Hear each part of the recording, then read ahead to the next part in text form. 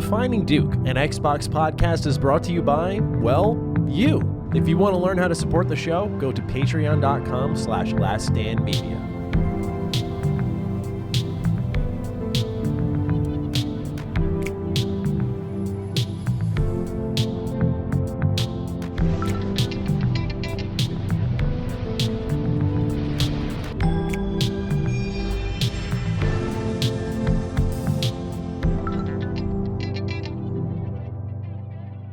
Salutations, everybody. It is Maddie here today, and welcome to episode 180 of Defining Duke, an Xbox podcast.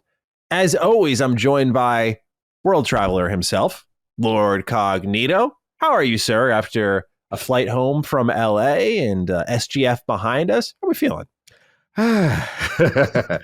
Tired and think that flu's going around again. The flu. Yeah, that convention flu that is back and reared its ugly head. Shout out to everybody that told me, hey, do you two also have a scratchy throat? Oh, do you we two love those also guys. have chills and coughs? And yeah, so it's going around. I know last Duke, the impromptu one that we did, King was suffering, and that was my roomie, and I know who he was around. So the circle of love has completed, and it is now got to Cognito, but I am doing better than I thought. So we'll see how it goes. But Okay. Yeah, a lot of stuff to talk about, a lot of games and stuff. What's going on with you? Not much. Fun week. And maybe by next week's episode, we can talk about why. But yeah, just really good week. So feeling good. Very excited for the future. And I don't know, just excited about this show too, man. We have, you know what I noticed, man, is these last few shows, we've been getting roughed up a little bit, right? We're not going to play the victims. It is what it is. You have to have thick skin to do this, right? But there's some days you're a little weaker than others, but we're getting roughed up for these past few weeks. I think it's safe to say this showcase was very restorative to the base because all of a sudden it went from Cog's a shill to Cog's ethereal. Look how jacked Cog is now. Oh, Cog should be in gears. I'm like, damn, they're back on his side already? There we go. That's more like it. So it was really cool to see some nice positivity and excitement. A lot of people saying this is exactly what Xbox needed. And so what we're doing is diving deep into everything following the showcase. Lots of news blurbs and deep dives on gameplay and even some new release dates to get into. We have plenty to go across here from the Xbox Showcase, Aftermath, and much more.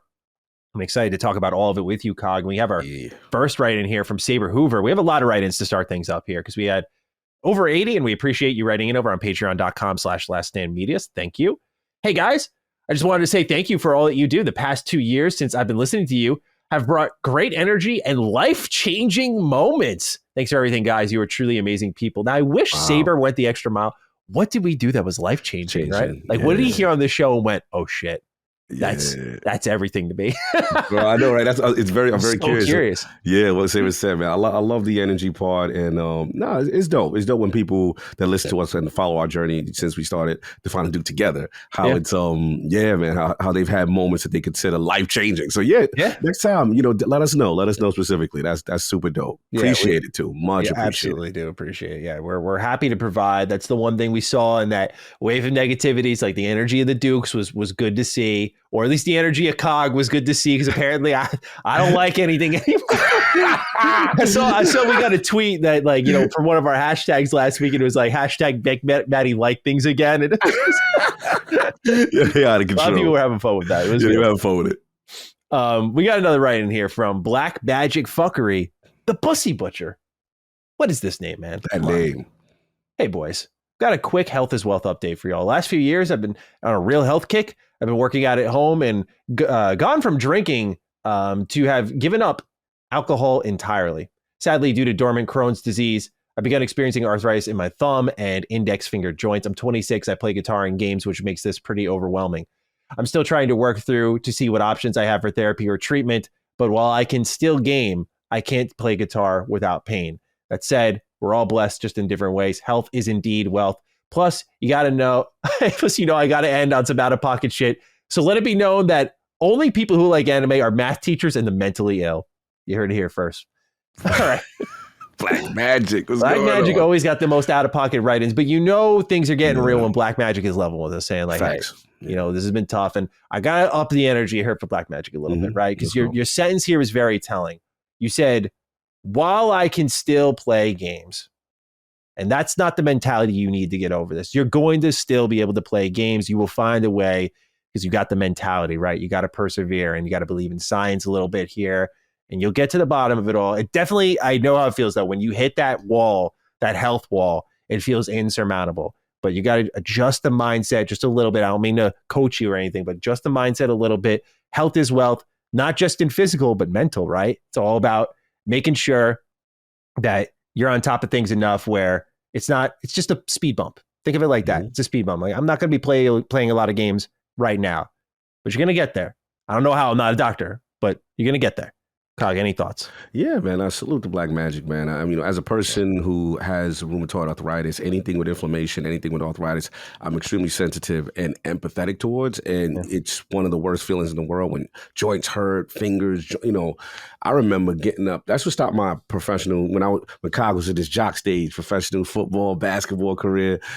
I remember just waking up in the morning and just putting my feet on the ground after getting out of bed, and the what you call it, your Achilles tendons, like just the pain of just making the contact with the ground because of the joints and all those things kind of hurting. So I didn't know what I was suffering with. I've had that, since young. So remember going to a rheumatoid arthritis, rheumatologist, and then finally getting answers, getting the specific blood work done. So the good thing he's doing, they've identified that it's dormant Crohn's disease. Yeah. Now you got to stay on top of it. Now you got to stay on with treatments. And I don't know if it's similar to mine in terms of your condition, but one of the key blood work things for me was my rheumatoid inflammation level.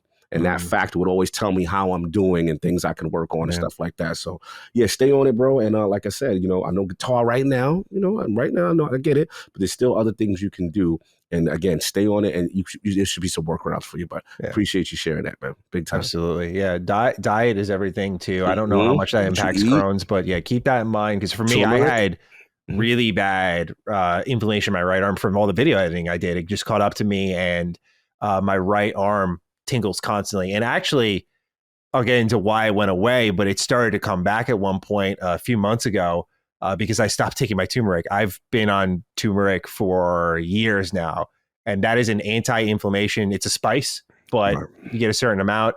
It can fight back against inflammation, and that thing was like magic. I remember going to a doctor and telling him, I was like, my right arm is tingling constantly, and he's took off a splint, showed me his finger. He's like, look at this. He's like, see how I can bend this finger? He's like, if I don't take turmeric, he's like, this gets stiffened and it just stops working. He's like, so he said, try turmeric. And I did. I never looked back. Anyone who ever has, I don't know if this would work with Crohn's disease or anything. I'm just saying specifically though, that I know what it's like to have that moment where you get in that mindset of like, for me, my right arm was my everything. Pause. My right arm was my everything. No. We're strong and longer. That right arm, boy. Well, not wrong, but hey, I'm just saying that my right arm was my everything for my line of work, which I don't think really helps me out either. But anyway, I'm just saying that I thought I wouldn't be able to work as often as I did. And it was, that's when I remember specifically there was a video I did. It was my Dragon Age Inquisition re-review. That was supposed to be my last video edit ever. I hired Josh around a little bit around that time. We started working together, and this was like my moment of passing the torch. I was like, this is my final edit. I went really hard with it. That video did insanely well too. So it was like, it felt right. Nice. And I was like, I'm never editing again. That was a lie. Here I am 4 years later, but turmeric made that possible. So yeah, I mean, just don't count yourself out. Continue to exhaust options. I'm a big believer in when there's a will, there's a way. It's a lot about mindset. I know it's not magic. I'm not trying to push it like it's magic, but I just think sometimes, like, I've visited doctors when I had my swaying. If I listened to that first doctor I saw, that would have been it for me. I just would have still dealt with my swaying, maybe got put on some medicine, keep exhausting options, keep getting different opinions. Different things work for different people. So just keep that in mind, Black Magic. One last thing, because you're on fire with that. Also, the mistakes I used to make is don't get depressed if the initial solution that they give you or medication that you give you is not working. Because I had that too. They gave me something and I'm like, oh man, prednisone or whatever it was, this is not working. And I thought like this is the default medication for it. And if it's not working, this is how I have to suffer. You get yourself into this depressed box. So eventually they kept trying different things. And I remember for me, I can always speak from my situation. It was, I call it like the wonder drug. It's this drug called Symphony, Simponi. That's what I use. That is like how turmeric is for you. Yeah. Symphony, I'll go from Clark Kent to Superman. And I'm good for 30 days. Yeah, I know when I'm turning back into Clark Kent at the end of the month. And I'm like, all right, cool, where's my Symphony? But again, each person's situation is different. But the key, Black Magic, is if something's not working, be vocal, tell them, and then have them keep trying things. You never know. It could be something else that actually helps you, your specific condition. Yeah, 100%. Yeah, it's funny because while we're on the health as well topic, because I don't think for the rest of the show it's really relevant. I'm actually on, this is going to sound ridiculous because I know most people just see my torso and up on these shows and they're going to laugh, but like I'm actually on a mini weight loss journey right now. I weighed myself I'm 6'2", for those who don't know. I'm 6'2", and I weighed myself the other week, and I was 193, which is the most I've ever been. And I think I wear it well. Like I took my shirt off. I was like, I don't think I look awful, but I noticed like it was starting to get there where I was like, all right, around the sides, around the chest area, I'm getting some boobs. I'm like, you know what? I think before this becomes a problem for me, at least, because I could feel it in certain ways. Like I went on a jog one time, a couple weeks before that, and something in my hip pinched. And it stayed pinched for weeks. And I think it's because my body's used to a certain amount of weight coming down on it. I've weighed predominantly, if I were to put an average out there, most of my life, like 150. I only became around 170, 175 in the last couple of years when I started going to the gym and bulking up. And this is not bulk weight. At first I thought it kind of was. I was like, oh yeah, I'm like working out a little bit. Like it was good weight. But then I stopped working out and I noticed the number on the scale was still going. I was like, oh, okay. So this is what I learned was a portions problem. So I've been on this. I'm trying to just get down like 175 and reassess because I don't mind being at that weight. I don't think it's a bad weight, but I didn't get there in the right way is what I'm looking at. And so I'm trying to get back to 175 to then start lifting weights and because I watch a lot of UFC and I see these guys who are like super cut, but they'll weigh less than me, but they'll be like way more jacked and it's just insane, like perfect shape, right? And I don't try to put myself to that standard, but you get ideas of like different body sizes and types and shapes and how everyone can like grow and how you can like weigh less but look way bigger and so on. And so what I've done is I put myself on a little bit of a calorie deficit, and it was because that was the first thing I thought to do. Like, let's just see how much I'm eating here. And what an eye opener it was, man. Like, I mean, I've always been on the end of the spectrum as a skinny guy, where I think an ectomorph is what they would call it. I've always been on the side of the fence where I've been trying to bulk for years. I got called chicken legs my whole life, which I fucking hated. And, just trying to bulk, trying to get bigger, and finally started to get there. But whenever I did like a calorie goal, it was always like, get above 2,500. And then if I go above that, okay, great. It's for the bulk. And then once you get to a certain way, like once I got to 175, I was like, all right, chill. You don't want this to get out of hand. What I didn't know though is because like I'm eating these good foods. Like we go to the farm, we make a lot of homemade stuff. So I'm like dialed in on the health part, but I wasn't dialed in on. I didn't learn until I started calorie counting. Portion size, bro. Yeah. Holy shit! Wow, I didn't realize how much I was eating. I didn't, and it snuck up on me. I was like, I'm glad I started doing this because I'm learning to have a better relationship with food. And I'm a snacker. I love to snack. I love gaming. Kills me, man, because I love nothing more than sitting down, bag of chips, and just classic way of doing it. Love snacking. I got better with that, but I learned with my meals. Like I would have a decent meal. Like I'd have, a homemade bagel, egg sandwich, like ham on it, and so it would count up to like, I think it would count up to like almost 700 calories, right? And I'm trying to sit around 18 and 1900 calories per day, and I would have that because I've been just doing like big breakfast, big dinner, but I would have that sandwich and I would still be hungry afterwards. I'm like, wow, this is so. I know some people are probably hearing this and either laughing their head off or like, yeah, okay, Matt.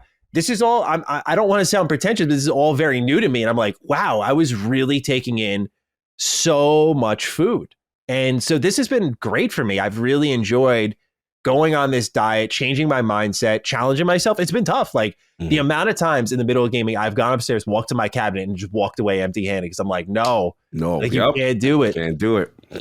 I'm like, this is such a new, unique challenge that I'm not trying to sound egotistical. I never thought I'd find myself in. I'm like, this is so new to me, but it's been a great test for my mentality. I know it's not quite what Black Magic is going through, but it just reminded me on the health is wealth topic that a lot of it is mindset, just a lot of like can-do attitude, not absolutely toxic positivity, just like, I know I can do this. I want to suffer eating small amounts of food for 3-4 months, get to my goal weight, reassess, and then at worst eat enough to maintain, which I can easily do.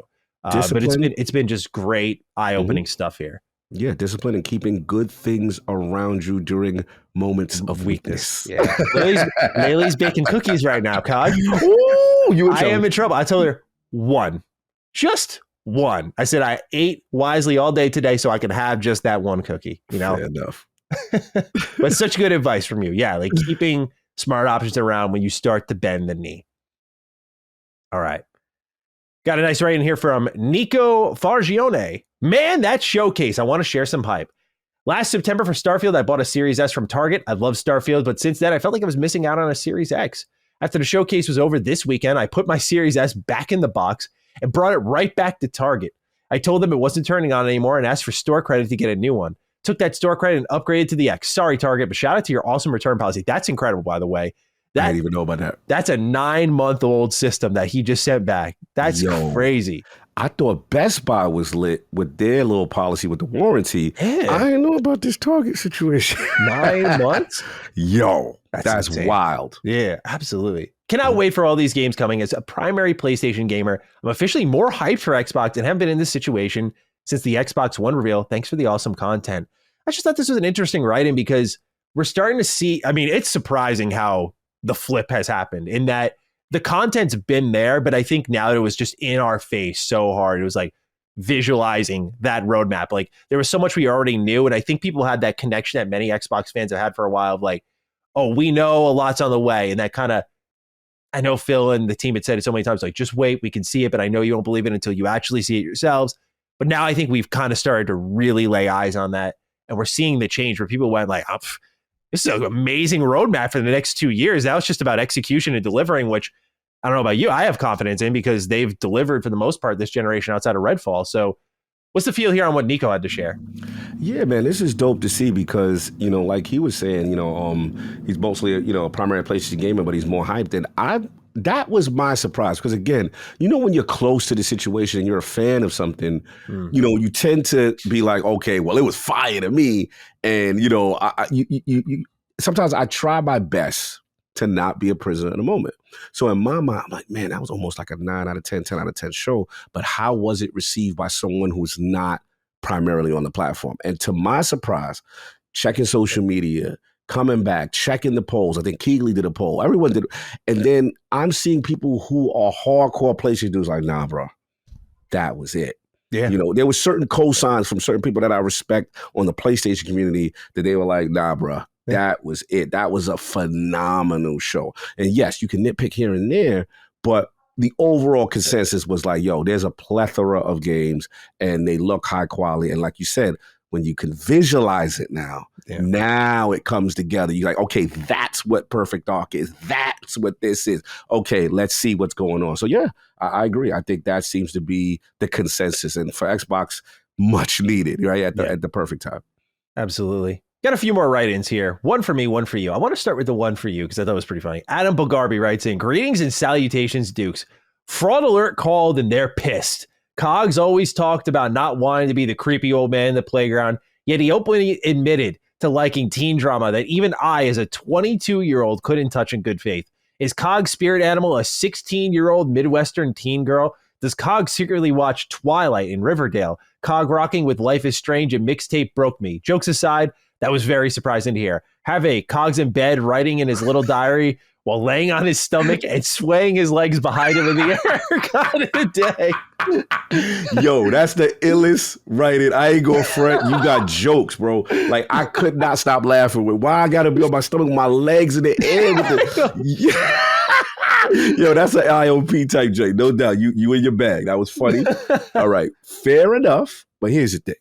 Teens, I feel like I'm a young soul. I can relate to the teenagers. Now you talk about that 4 or 5 year old, the mouse game, the Goofy's game, like that stuff. Like I'm not supposed to be there. Yeah. Teenagers, come on now, like let's get with it. So Life is Strange, salute to them.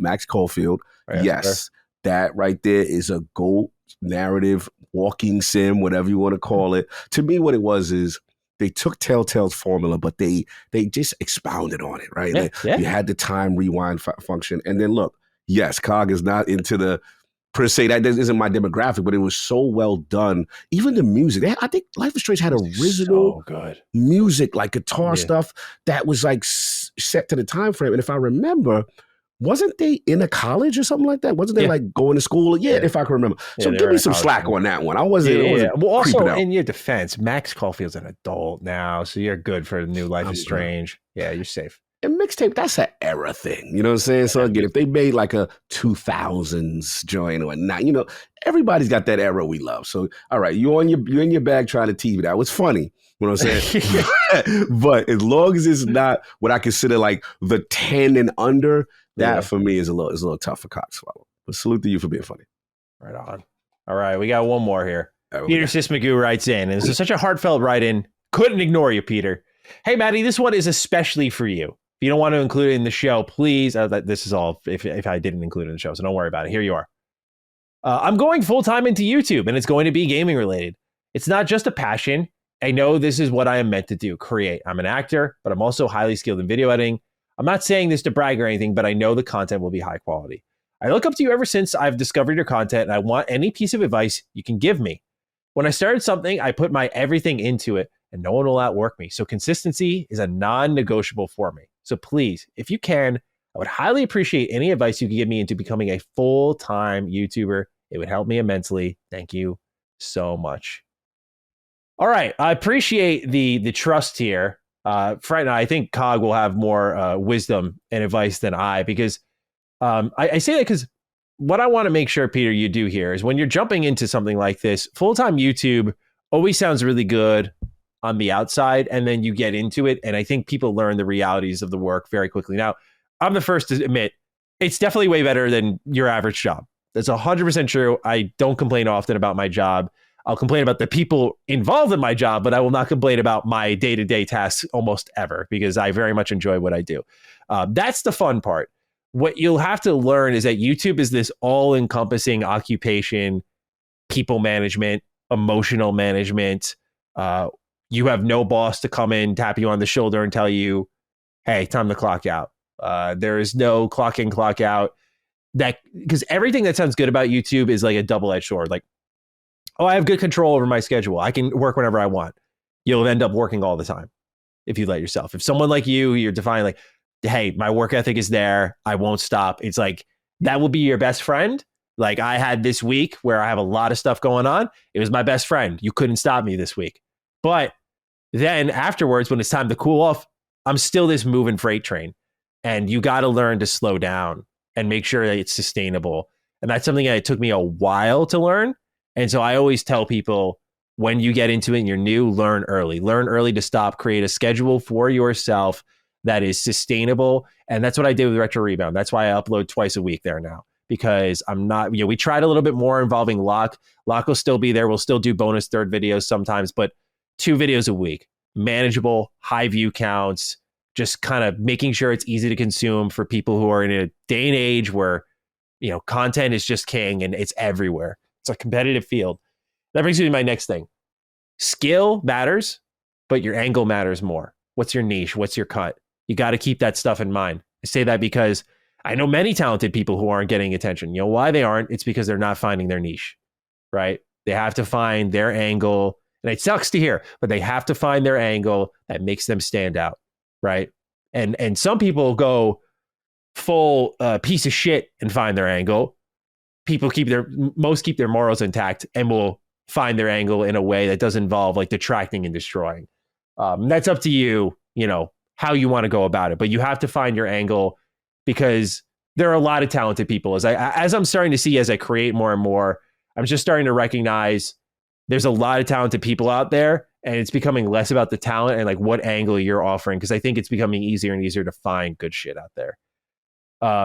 Kai, do you have any advice before I continue to sound off? No, I mean, I think you're on fire. Those are some of the points I was going to say is just that finding your unique voice, being true to who you are is going to always resonate more with the listener, because again, there's 1,000 people that, let's be honest, the space is extremely competitive now, right? It's congested. There's a lot of people that are very intelligent and very talented and great video editors, right? So what is it like to what you said that makes you stand out? So finding your niche, being true to that. Now, granted, there are other ways people do things, and I am not here to judge them on that. That's their bag that they're trying to fast track to success with certain aspects, because we have to be honest, the algorithm is a huge thing here, right? So I would highly advise you to learn, or at least have people who are familiar with it, so you understand what the trends are, what YouTube is rewarding, what it is not rewarding, right? It is up to you to decide if you're comfortable doing those things. The other thing I would say is, which I am terrible at, which I'm learning and the Addict is really good at, SEO and titles and thumbnails, thumbnails, you could have the most quality content in the world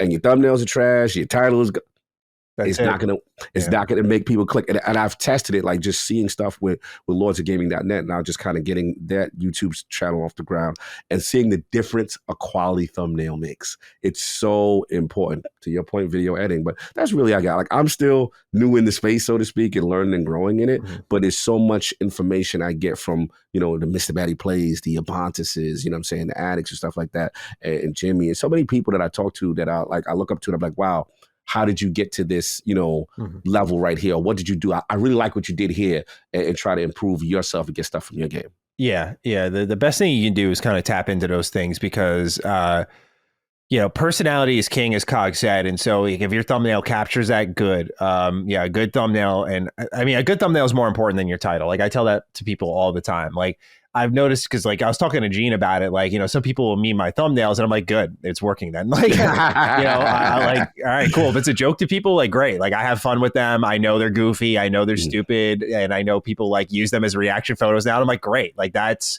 what you want, right? Because it captures my personality. Like, they're extremely exaggerated looks on my face. And so you'll find your personality is captured in your thumbnails. It's easy to find a style. I say this with all due respect, there's simple ways of doing it. Like, I'm friends with like Juicehead. His thumbnails are simple. Like, it's 2 screenshots from the game and he has like a black bar with white text. Like, you can go simplistic, or Retro Rebound goes like, I hire an illustrator, we lay out the games, we find a color palette. Like, we go high effort there. And there's no right or wrong way of doing it. I always encourage people, work smarter, not harder. Just because you broke your neck, no one's going to care. It's just the reality of it. You got to work smarter. It's not about working harder. And I learned that late too. And that doesn't mean go be lazy. That just means things like, whether you're hiring on help, for me, that's working smarter. Like having Josh edit all of the Retro Rebound videos so I can focus on like capturing gameplay and collecting the content and being on camera and getting a script together and collecting the Patreon write-ins. Like, that's important for me.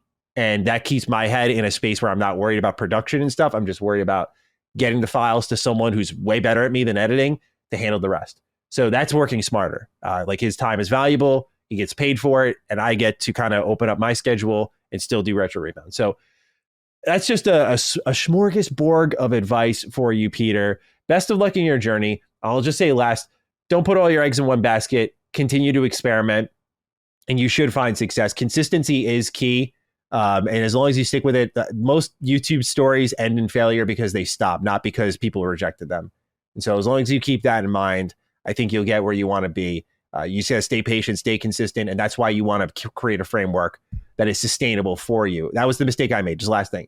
I was making 7 videos a week on Mr. Matty. I mean, that was ridiculous. I was doing it on myself. And eventually, as YouTube demanded longer videos, 10+ minute videos, I was doing that 7 times a week. And like, that was just, even with an editor in hand, that's just an impossible rate to keep up. It's a little different when you have like Retro Rebound and Rewind. They're all kind of scheduled out and separate from each other, and we can record stuff in bulk in advance. Like, it's a lot that goes behind the scenes that makes it very possible. But you just want to create something that's a good balance, sustainable, and that'll keep you afloat for a while. So best of luck, Peter, and looking forward to hearing about your success in the years to come.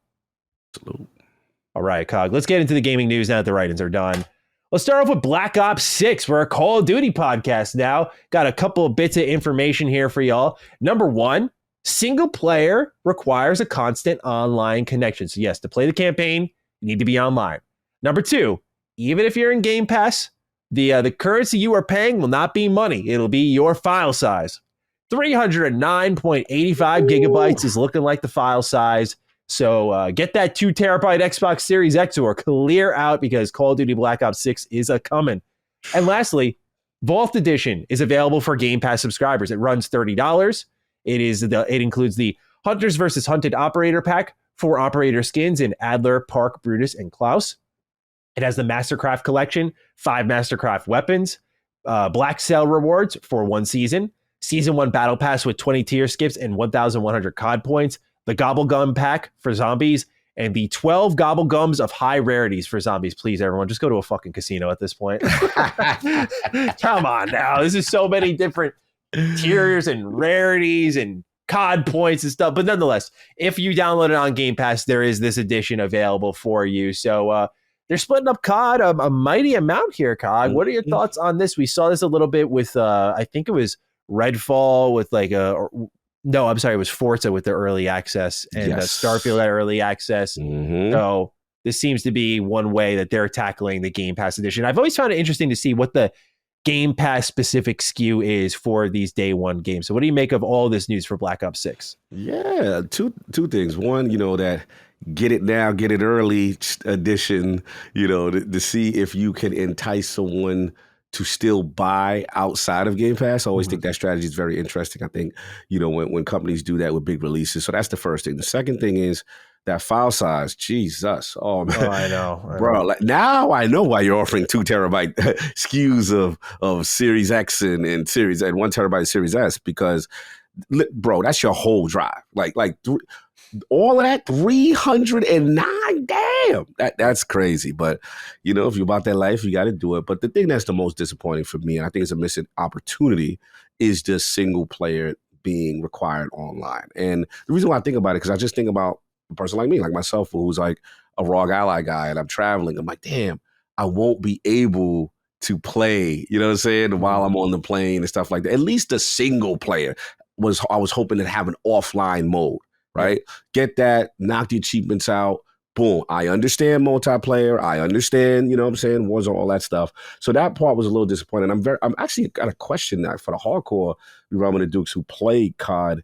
If this has been a consistent thing for some years now, because I haven't played COD in a while, and I'm going to assume it probably has been for a while, but I'm just curious as to why there can't be an offline mode. Modern Warfare 3 did have a Vault Edition. Yeah. Okay.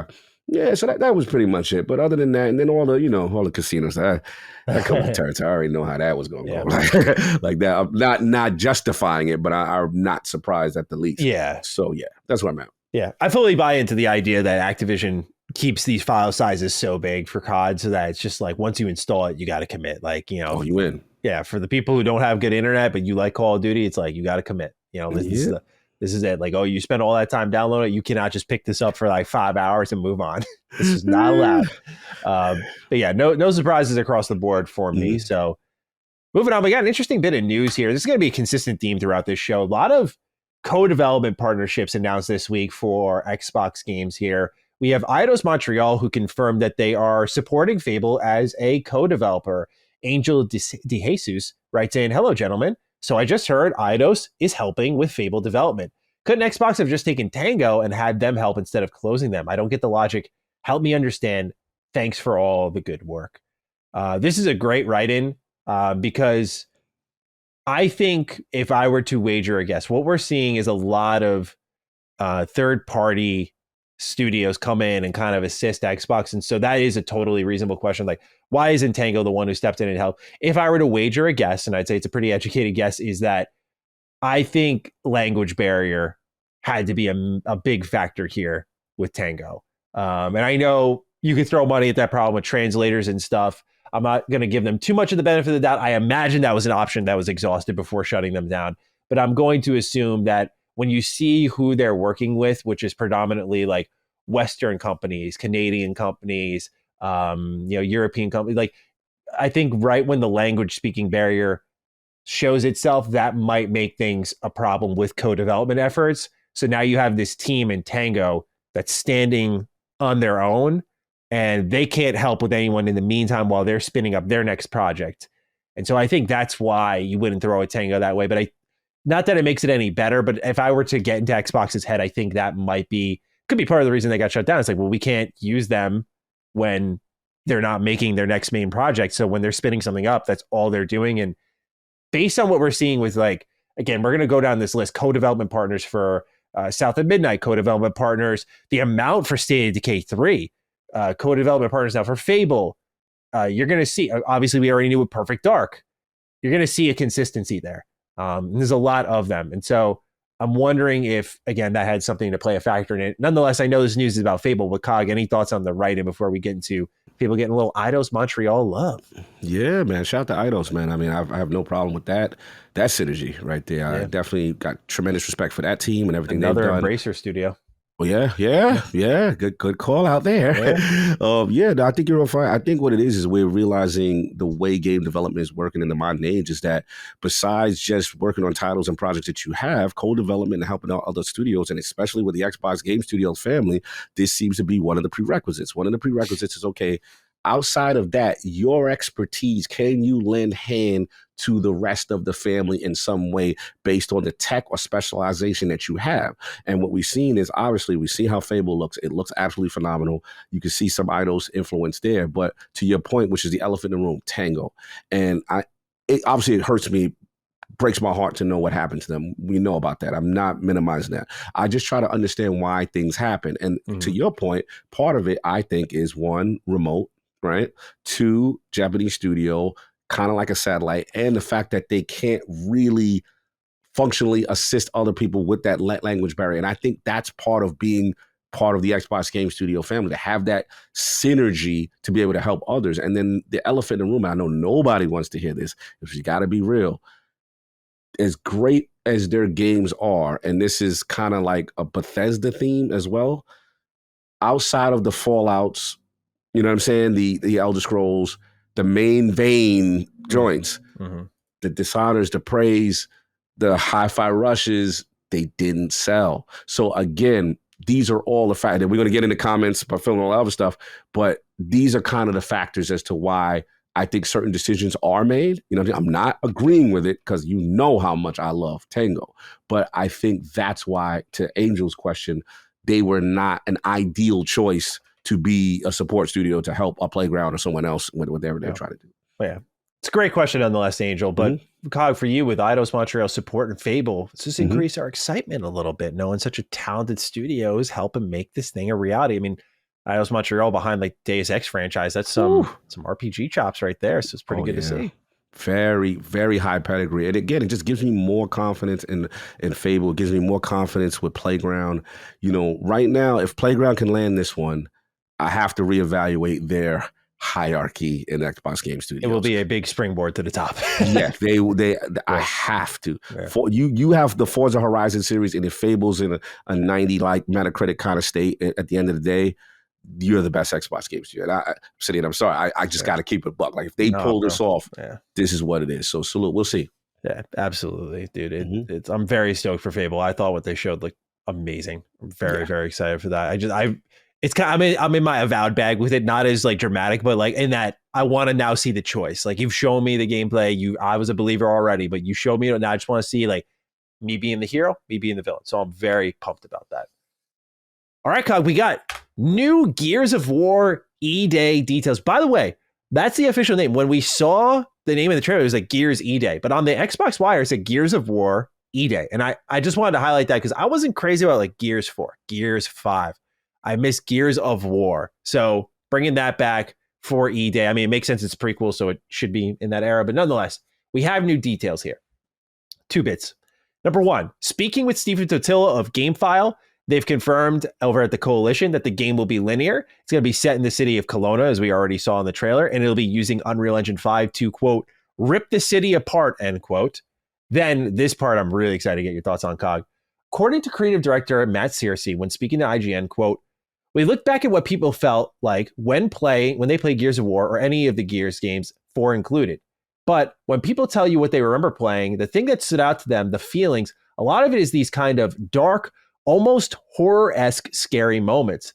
So we basically took that feeling, that vision that's in everybody's mind, and we're like, that's the game we're going to build. We're going to build a game with all the skills we've learned, with all the technology we built, and sort of go hard at that, end quote. So this is amazing to hear, dude, because that's very Gears of War 1. Gears of War 1 has a mission called, I think, Nightfall. And it is one of my all-time favorites in the series because it's the one, for those who don't remember, where you're going through the city, and if you're caught in the dark and you don't shoot like any of the gas barrels where the light is, these creatures are going to swoop in and kill you. It's so good. So to know, that's like the, I think, definitive horror mission for many people. Gears of War 1 is very like horror. It's got a British Regency kind of architecture in its world, but like the actual color palette and what it utilizes, like it's a very gray brown kind of game, but it uses it so well.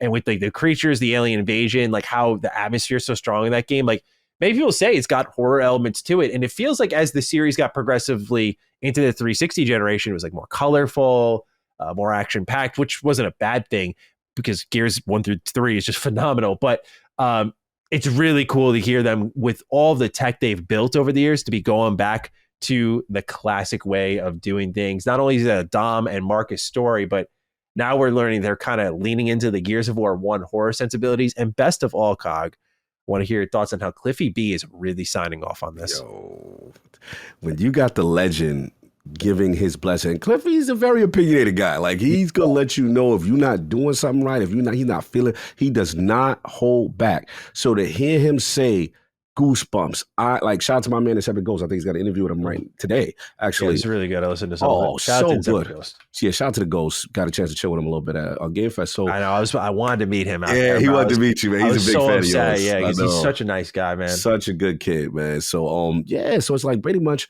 hearing that. And the thing that Cliffy B is responsible for is that aspect of Gears.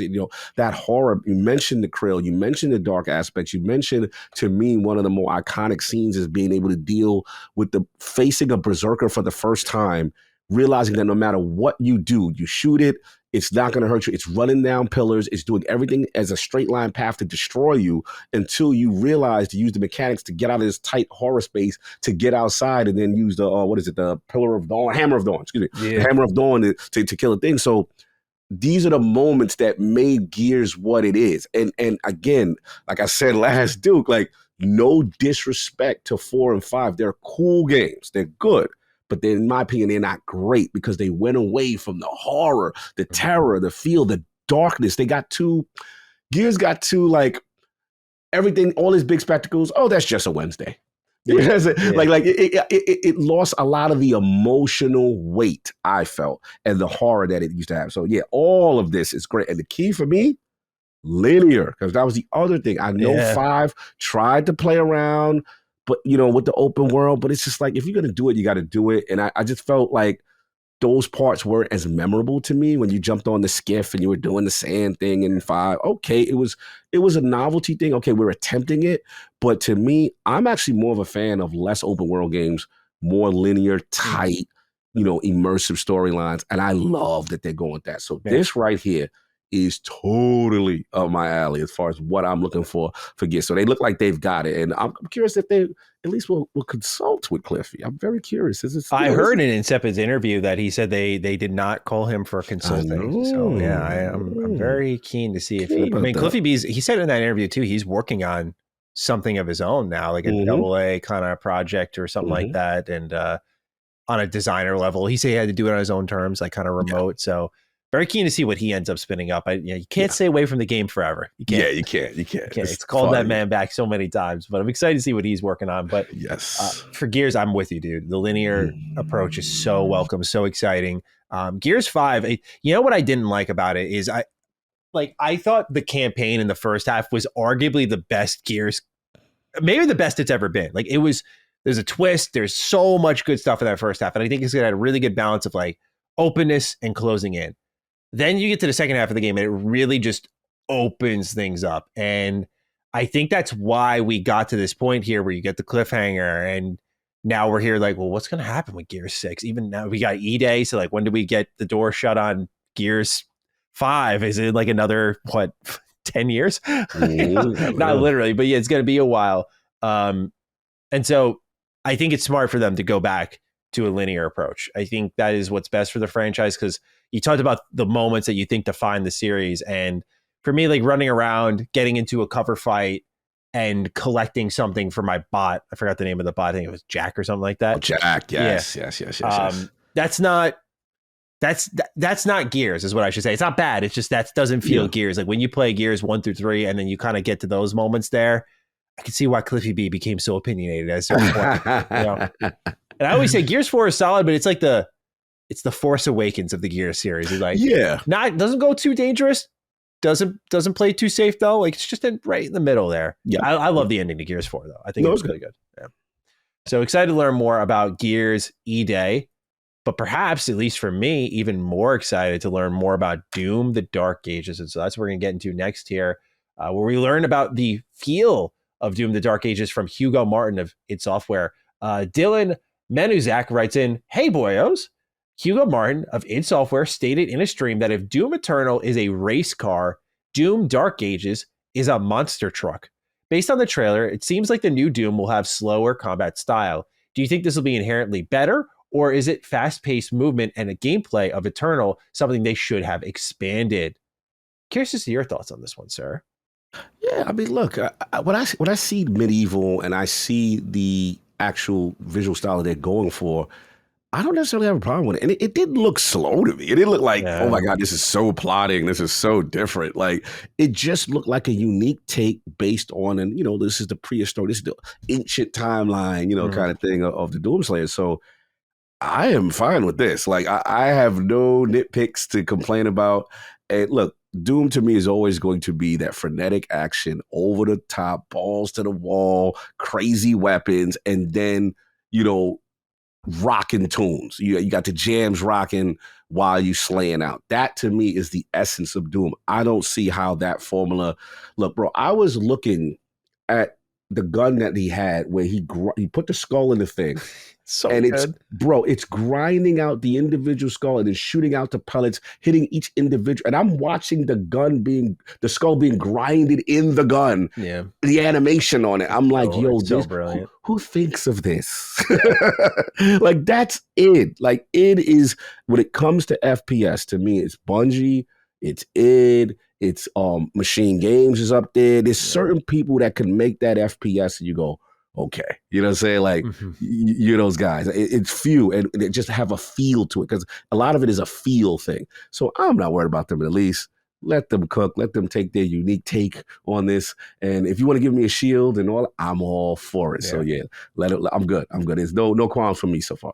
Yeah, I think it's actually smart if they are to, quote, slow it down.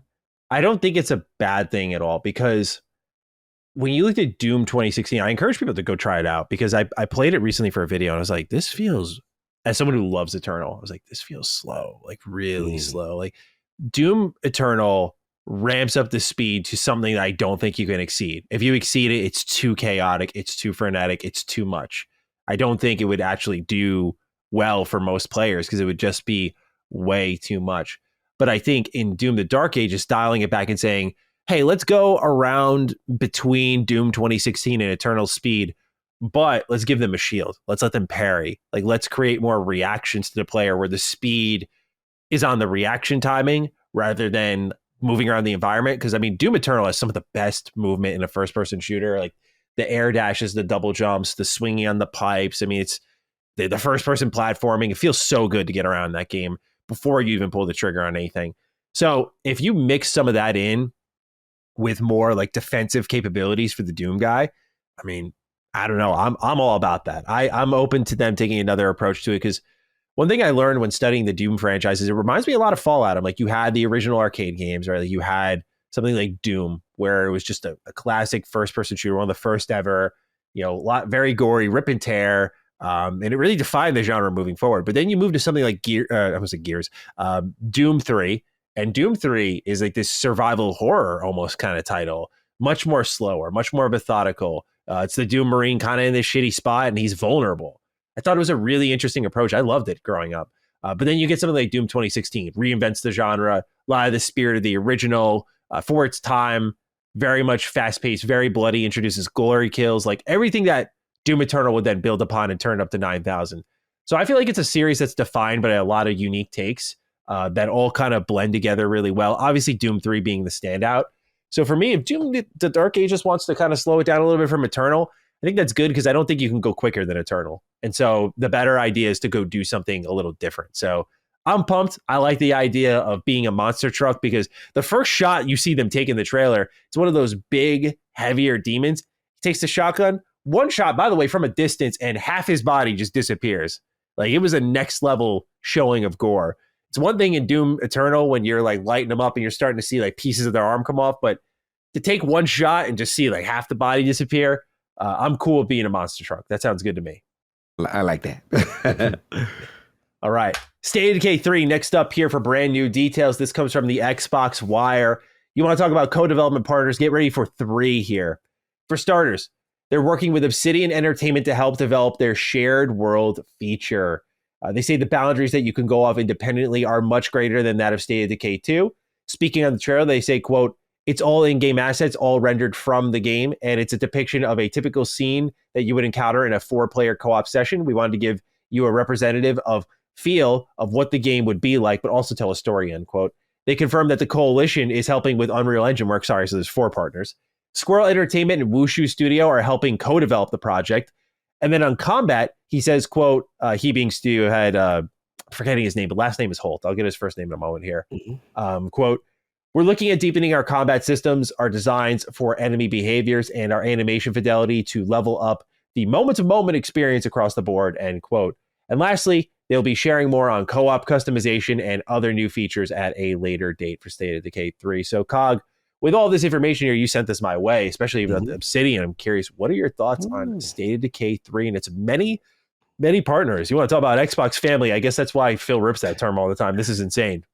Yeah, this is a lot. I mean, I was surprised to see a lot of all these details come out about the State of Decay 3, development. And, again, this was the one coming into this showcase outside of Perfect Dark, I was really the more concerned about because, I had close ties to State of Decay 2 and that team, and I've known all the metamorphosis they've gone through, from a leadership internal standpoint. They've had a lot of turnover at top position. So the first thing, let's get out the way. When Obsidian, when me and you were talking offline about, he was like, "Yo, Obsidian, that's interesting, right?"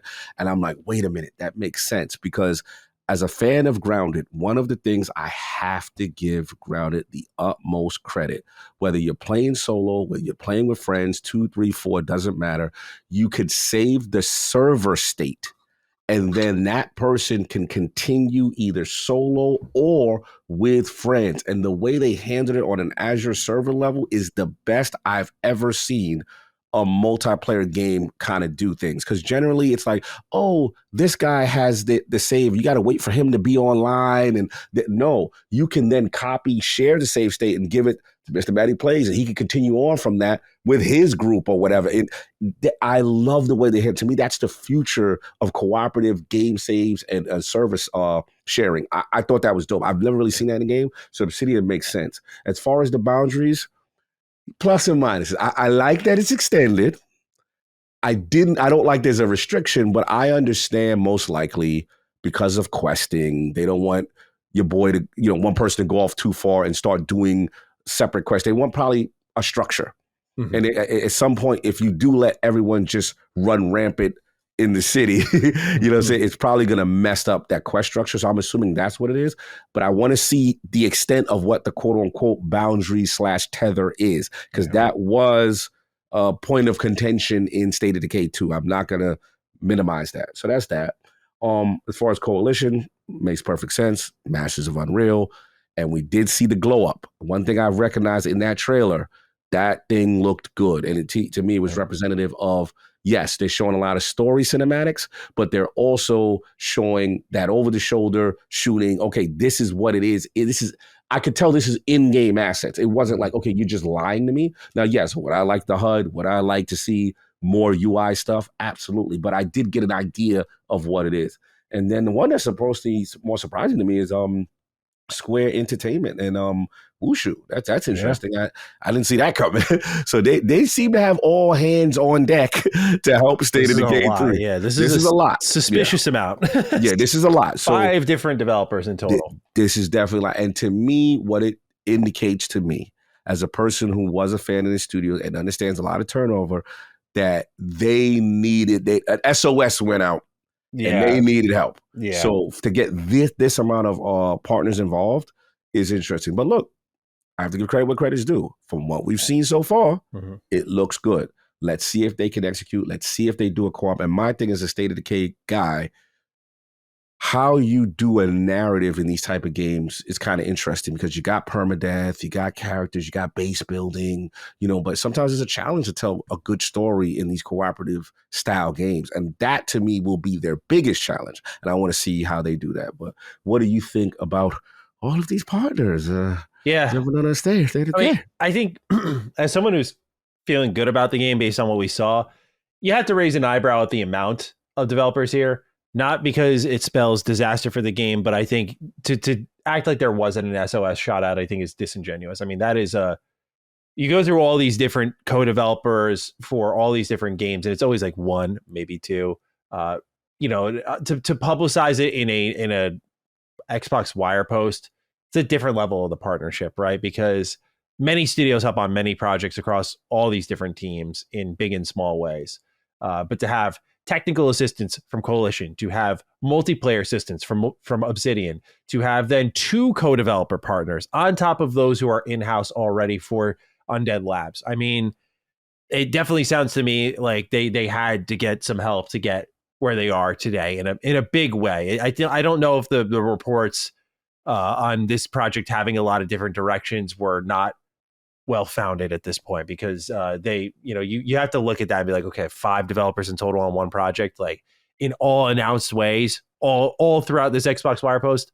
I think you have to look at that genuinely and be like, okay, with no release date as well, yeah, like they're probably going to be there for a little bit. Like this might not be out for another 2 years potentially. So we'll see it when we see it, but I thought what we saw looked good.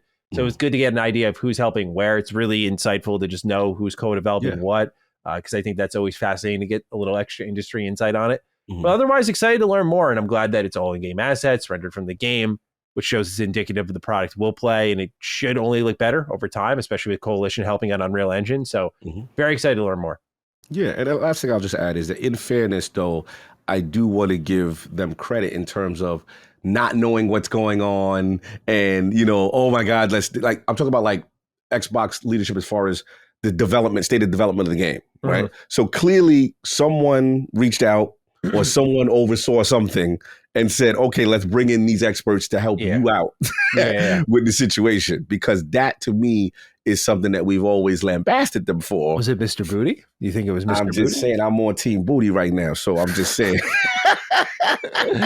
Ball booty all the time right now. I'm going to be the only one defending this man. So I like situations where it's not Redfall, where you like, hey, we didn't know what happened. Yeah, if Mr. Booty caught this and he went like, hey, look, we have a problem here, and I've got just the answer for you. Great. That's perfect. I can get behind. I'm not so anti-Matt Booty that I can't get behind this guy, all right? Get behind the booty. Yeah. Oh, man, I didn't even think that one through. That's shit. Clipped. We're getting there. It's gonna take time. We're working. Booty. We're working on it. All right, let's get on to Starfield. It's got a June update.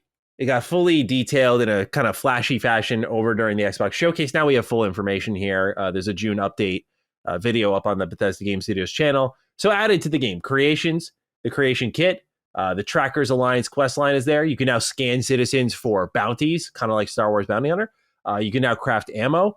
And I think most importantly, actually, here comes from Josh Correa. Hey, Dukes, with all the amazing announcements from the Xbox showcase, I think this news item got buried. With the announcement of mods officially being released for Starfield, the increase for mod storage space for Xbox players has also increased significantly from 2 gigabytes to 100 gigabytes.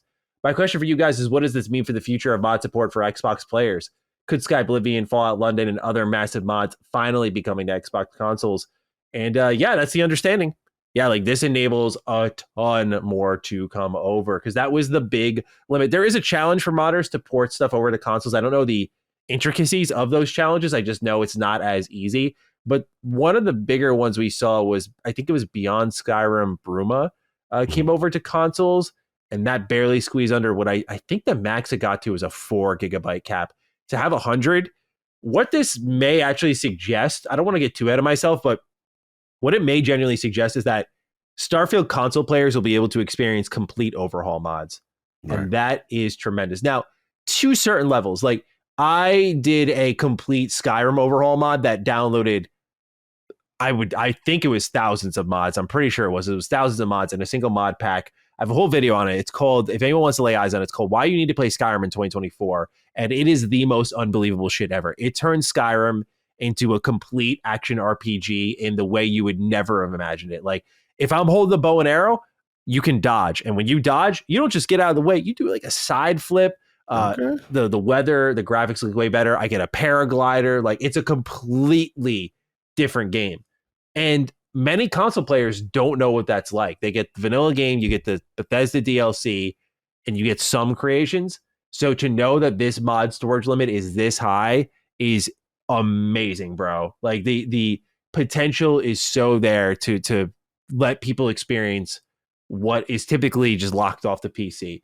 And yeah, this could mean like something such as Sky Oblivion would not be left on just a PC. And a lot of these modders are making a career. So if they can bring it to where a lot of these, maybe even most of these players are on consoles, that would enable so much for these individuals. So, I mean, very excited to see whether or not they carry this over into things like Fallout, Elder Scrolls, that sort of thing here. So yeah, I'm very pumped about that news. But have you had a chance to check out the June update at all for Starfield? Not yet, bro. Yeah, same. It's one of those things, man. There's so many announcements, so many games, and I'm like, Josh said, it was one of the more, buried news items because, again, I'll be honest, I was so enraptured with Shattered Space that I forgot. Oh yeah, they literally shadow dropped content. So yeah, I definitely want to check that out. I also want to know if they're gonna put in that Mandalorian mod that we saw. Oh yeah, like that's what I'm saying. Like Star Wars overhaul mods, depending on how expansive they are, will likely be there. Like changing all the ships into Star Wars ships, changing all the different troopers across different star systems into like stormtroopers, rebels. That'll 100% that'll happen. That'll be probably the most popular mod for Starfield. Bro, it was insane. So yeah, I gotta try that. I definitely want to see the Tractor's Lion stuff, the bounty stuff. It definitely looked like really cool things. So, but there's a part of me that's like, man, do I start again now, or do we wait till we get the date and then get that fresh coat of paint and just knock out everything when Shattered Space gets the release date? And I gotta know when Shattered Space comes. But now this is a super dope update. Yeah, I when it comes to the mods and the creations and testing them out, I want to see. I don't know if it's there. I didn't scroll through too much of the list. I was just checking prices, which are kind of crazy. Hopefully, we get answers on that soon. But when it came to the creations themselves, I was trying to lose my fucking train of thought here as I was like just looking at my notes.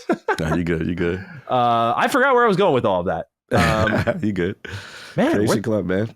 Question. Do you lose achievements and stuff when you put that stuff on? Dude, I love you. I can't believe you. Out of all questions you just asked, that's literally where that's unbelievable. The dokes.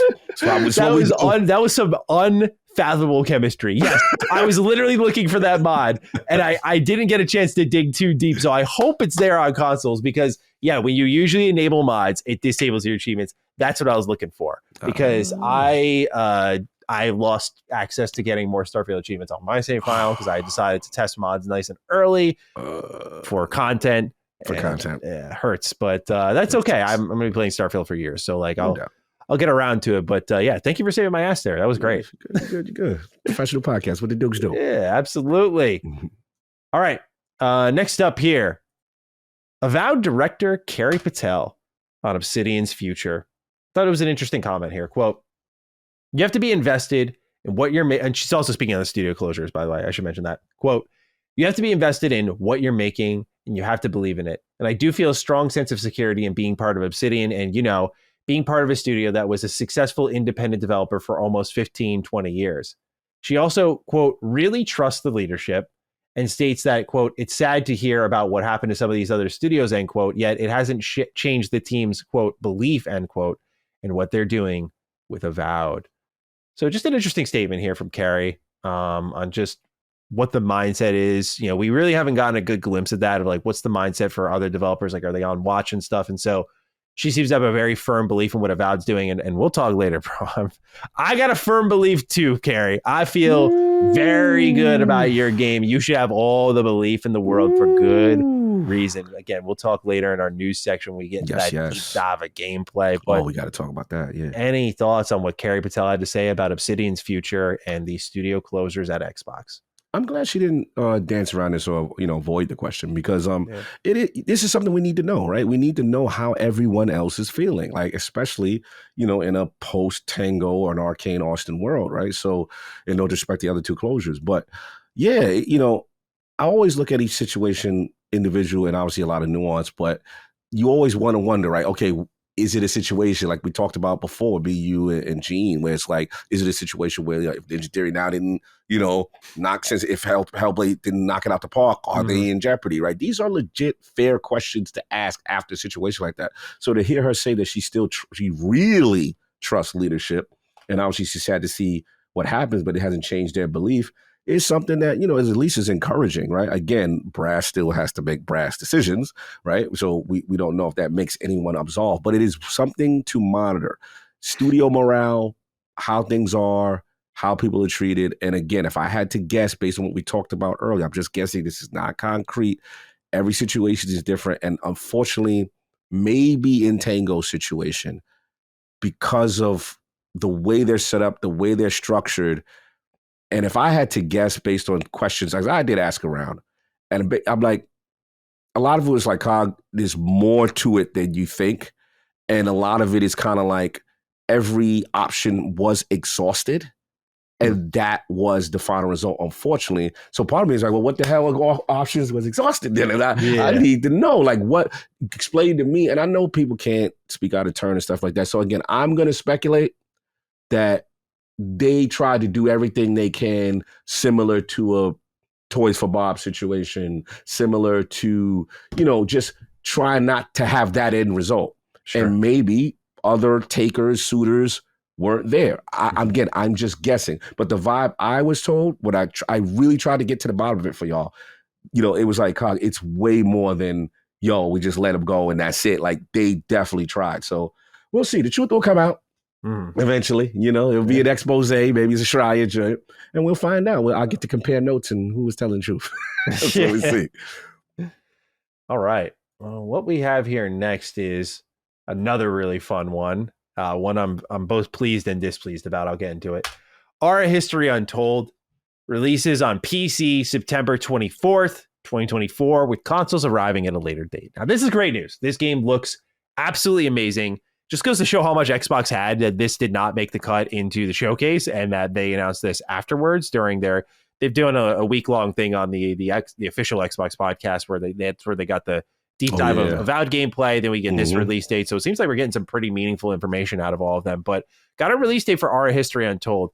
This is great, but it's releasing right in the heart of all these other games. And for a game that is designed to take me away from everything, right? Like, this is that lose your lifestyle game. I might have to shelf it until it's the holidays. Like, as might have to be the play, because I'm looking at Frostpunk. I'm like, you're releasing it at a perfect time. End of July. Beautiful, bro. Beautiful. Good. Like, I can get you in the summer. Not much happened in August. Great. Like a little early September action. Perfect. Ara was going to be next. I'm like, oh, September though? Like, leading right into the fateful October. I don't know, but consoles arriving at a later date. I hope future me does not punt this until the console release date. I can see future me doing that in my swamp of work and deadlines and all that fun stuff. But I'm hoping future me is wise enough to get this in to at least have a little game of the year conversation. See where Ara History Untold falls. But for you, Cog, what do you make of this release date and the consoles coming at a later date?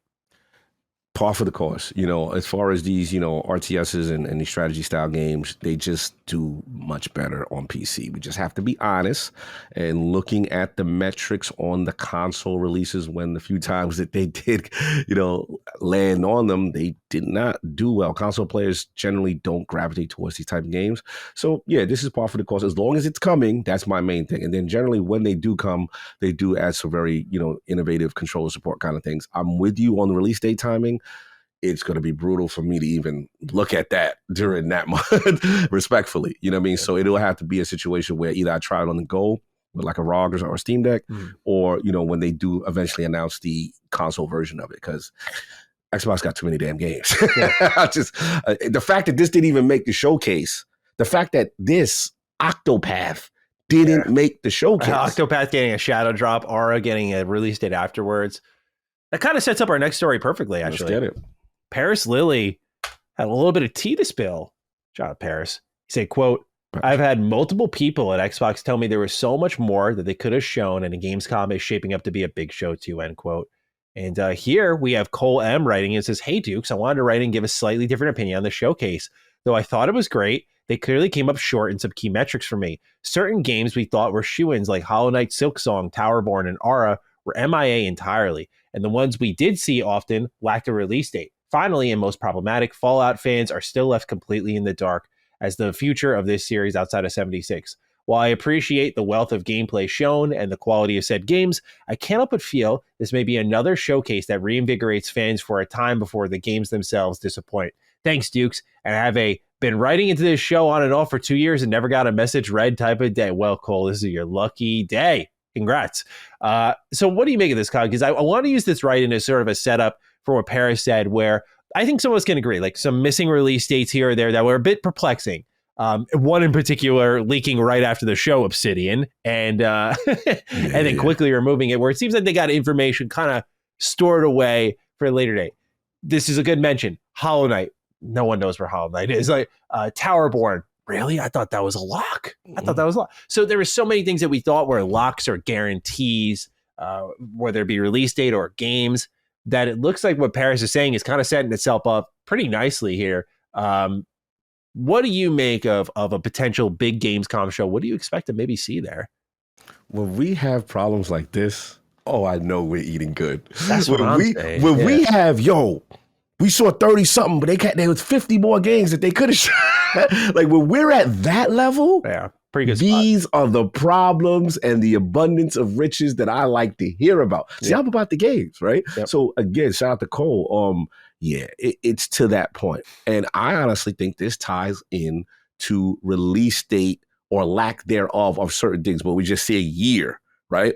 Because I really think because of the third-party partner schedule and games that you have released on your platform, that you have to be very careful that certain things that you deliver from first-party studios don't get overshadowed. Second part to what you were saying, what Paris is saying, I'm hearing the same thing. Gamescom, they got stuff in the tuck. And other things is also showing me that some things still need a little bit more time. I was surprised to not see Towerborn.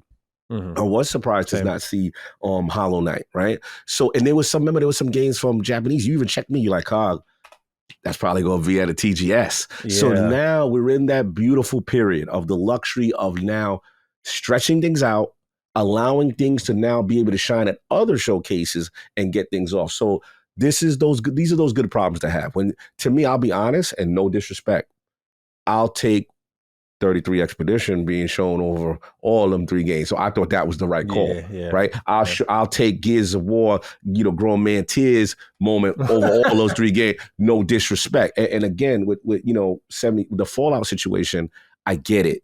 Trust me, I was in the same, I'm like, all right, doubling down on 76 for not getting, okay, cool.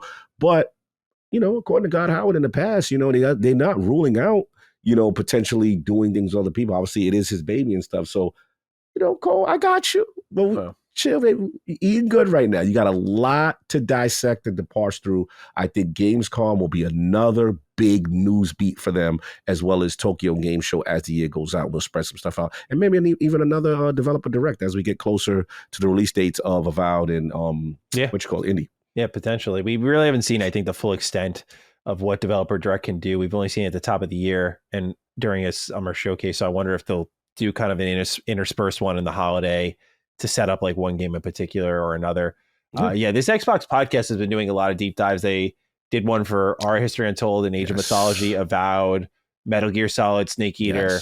And they're also doing, it should be out by the time this show's out, but World of Warcraft, The War Within, and Indiana Jones Great Circle. So there's still going to be more deep dives, more gameplay potentially shown off. Bro, not to cut you, the fact that some of these deep dives that we're going to talk about, they couldn't even fit all that in the showcase. We learned stuff about some of these deep dives. We're like, what? I actually saw Fragpunk got an extended trailer after the showcase that had way more gameplay. So I'm like, damn, this thing was so packed that people were slashing trailers to get it out. It's crazy. That's what I noticed. Absolutely. Yeah. It's crazy. So yeah, abundance of riches is exactly it. If that's our biggest problem, I think it's a pretty good place to be. And I'm excited for Gamescom. I mean, this is the Xbox we kind of all dreamt of. It's like, oh man, they got so much going on. Every showcase is exciting because they have that potential to strike and have something kind of big and meaningful there. And they I think they gave us enough, but left enough on the table for like later announcements to be impactful and have meaning and not just have this kind of drop off of, as fans, like we like to be excited. We like to be in the zeitgeist, at least here. We like to have these conversations and speculate and discuss and theorize and analyze. And so to know that we're still kind of figuring out like, when are these games dropping right now? Like they're playing it safe. And it seems like that Nintendo Direct's going to be next week because I think Inner Sloth accidentally leaked it or something like that. Oh, Sloth up to tricks. Yeah. So I think they accidentally leaked it. And so shout out to Sloth. It's looking like maybe we might get some answers after that on where everyone's going to fall in the holiday period. And I think then Xbox can analyze, see where they're at. And by Gamescom, we should have a solid amount of answers. Let's switch off of Xbox for a little bit here, Cog, because I want to talk to you about Dragon Age, the Veilguard. So we talked about the trailer. We were both a little like wait and see approach. Got 20 minutes of gameplay here. And to perfectly represent where everyone is at here, I want to read two write-ins on both sides of the spectrum because that's literally what it is. It's very divisive all of a sudden. Custom Alex says, I'm definitely going to get a clip for that. There's no doubt I'm going to get a clip for that. Got you. They got you. Parrot, get on it. You know we got him. We got him in 4K. Dude, this is the most pause-worthy show of all fucking time. What's going on with me? Yeah, we went there. I just yelled that word, man. That's crazy. Why did I do that? Bro, it's that type of day. Oh, man. All right, Custom Alex. Hey, Maddie, what the fuck was that Dragon Age gameplay? Ugh. I'm so worried about this game. Why did they only show us level 1 character and never upgrade any of his power or gear? Why is just a sword and shield guy, the ice magic mage, looked interesting, but we never saw her do anything? I feel like this is the Gotham Knights of BioWare. The faces and graphics look good, but everything is wet and plastic. Hopefully that gets better. The story does seem interesting. I hope we get more details about characters and class options, but this was their first showing of Dragon Age, and it felt like a wet fart. Please, tell me if I'm wrong, and have a good day, Dukes. Then Corey Vaught writes in, well, we've been on a roller coaster with Dragon Age. Where have you guys landed in the end? I'm optimistic. The gameplay looked pretty similar to Inquisition. My only complaint is I'd like to see the gameplay of all the classes. And I saw a couple more write-ins on our thread, positive, negative. I was like, wow. As I looked at the likes to dislike ratio on the gameplay reveal, a lot of people loved it. A lot of people hated it. I mean, I didn't think it was controversial going into it. I don't know if I got to start reading what people are saying online going into my videos, but I was very surprised that like I could see people not liking it a little bit, but I was very surprised people were like, this fucking sucks, dude. I was like, as someone who's a massive Dragon Age Origins fans, I'm seeing and hearing and watching a lot of things that look great to me. I'll get into that a little bit, but I'm curious to see your thoughts. No. Want me first? You first. This is, you are the Dragon's Age guy. I know what my thoughts are, but I need to know where you land with this. Oh, yeah. I'm more partial to Mass Effect, frankly. So I felt like I had every reason to really not like what I saw with Dragon Age Veilguard. I want to talk about my thoughts, but at the same time, I'm going to talk about other people's thoughts because I think I'm just seeing a consistent, like, look, I'm definitely a fan of BioWare, and I'll admit that. I think their last two games have not been great, not including Mass Effect Legendary Edition, but I'm talking about like Anthem, Andromeda. I think they speak for themselves on why they were not their best work. But I think what I'm seeing is a lot of people hanging on to Dragon Age Origins, which is fair. Again, that is my favorite entry in the series. So you were talking to the right person. Like I am there, I'm your representative. But Dragon Age has become a series that with every entry, it reinvented itself in its gameplay. And I see a lot of people probably coming off the heels of Baldur's Gate 3, very upset that Dragon Age the Veilguard is an action RPG. And when you looked at where Dragon Age ended up from Dragon Age 2 and on, and where Mass Effect has been, and what Anthem was in a new IP, they have been an action RPG studio since 2009. And I am right there with you all. I would love nothing more than for BioWare to sit down and make another Origin style game. But at a certain point, the people who are upset are more than entitled to have their opinion. If you saw what was there, you didn't like it, that's totally fair. I'm not taking that away from you. But to the people who are like, why isn't it tactics? I think you're just ignoring reality at this point, man.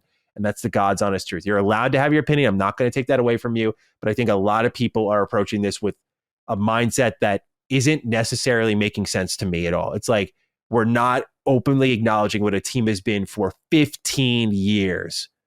That's not normal. I'm not going to pretend that's normal, that I've just... Why isn't it tactics? Because Baldur's Gate 3 came out last year?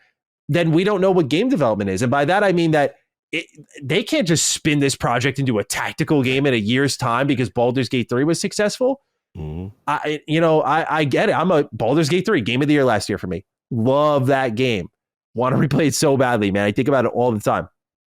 I just think the analysis of this game is fair in some pockets. Some people hate Dragon Age 2. And so they saw basically what was Dragon Age 2 as it was meant to be. We're like, fuck this. And I get that. That's fair. Because Dragon Age 2 symbolizes for many Dragon Age fans a complete change of pace from what Origin stood for, right? Hardcore, choice-based, gory, gritty fantasy game. I mean, you still got like the gore, the grit. It was pretty serious, but talking MC, he's voiced, action combat.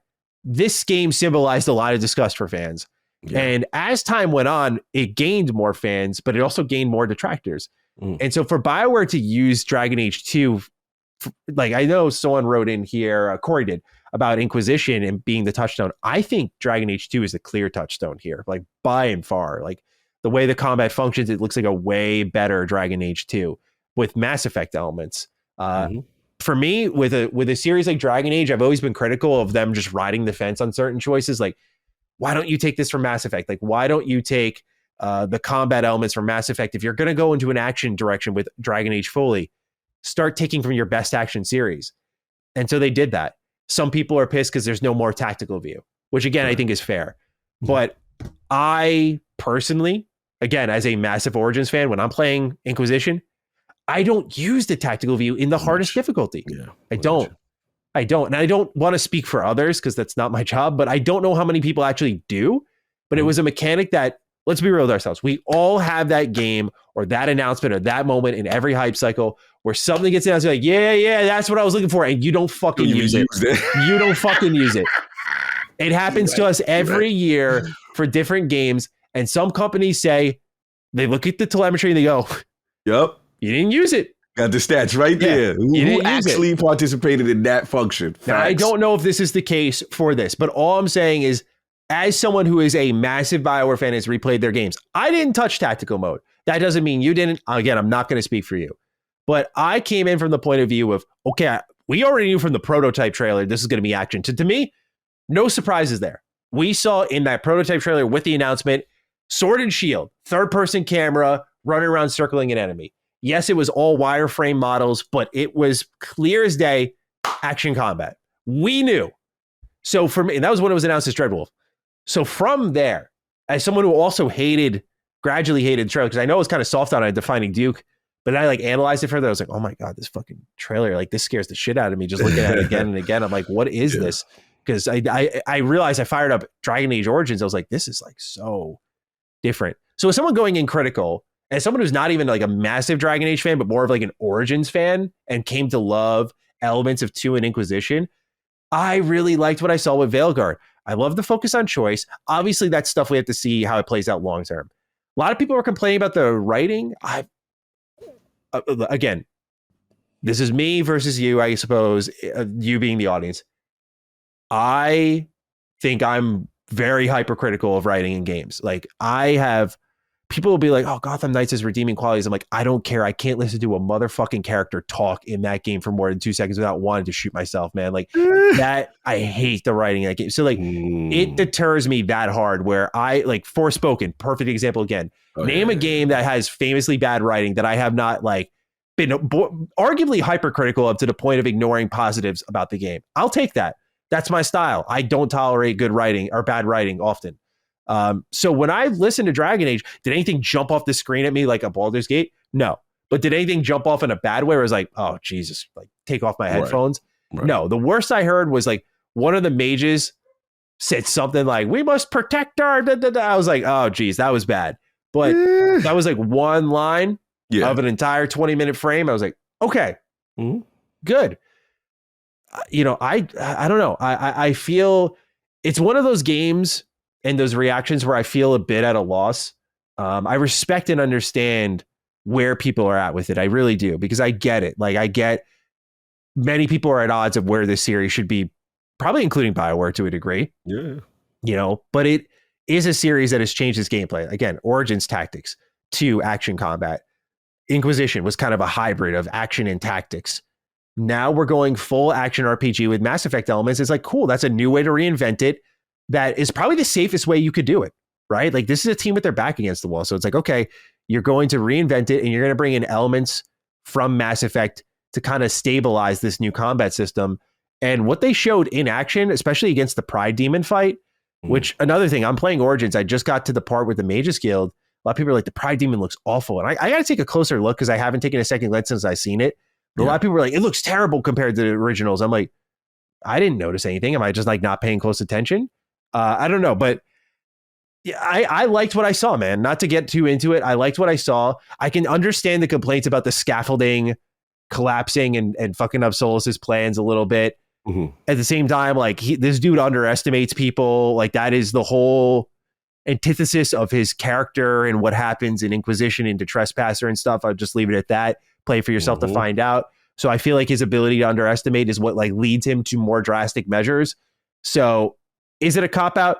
Yes. And that is the one element I felt kind of critical of. I was like, all right, I can see why people were a little bummed about that. But for me, the overall, as someone who has believed in BioWare, like I know you guys got it in you, but as like watch them kind of piss away these bad games, I thought what I saw, this is the first time I've genuinely been optimistic about a BioWare game going into a reveal for the first time since Mass Effect 3. Yeah. That's a long fucking time, man. I remember because like I've been on the other side of the fence where when Anthem was revealed, I remember making my video after EA Play and being like, here's why Anthem looks bad. I think it was something along those lines. And I remember a ton of people were like, no, you're wrong. Get out of here, Matt. It's BioWare. I was like, this is not them. And it was their worst game. And now it's like the opposite. Now I'm like, this looks really good, especially compared to what they've done in the past. And maybe it will end up being bad. We don't know. But this looks really good. And they've answered the bell. Origin stories, tighter level design, tighter story design. Like they've answered the bell on things that many of their fans have been asking for. And now we're hearing the opposite of like, this is bad.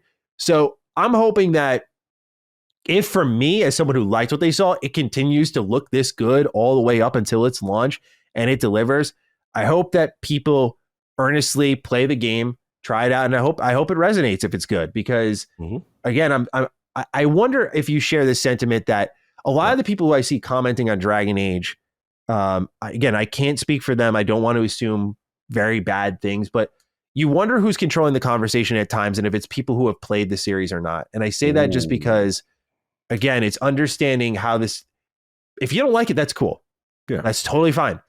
I struggled, go watch my channel. I struggled many a time with how Dragon Age transformed until I understood, like, that's the fucking point.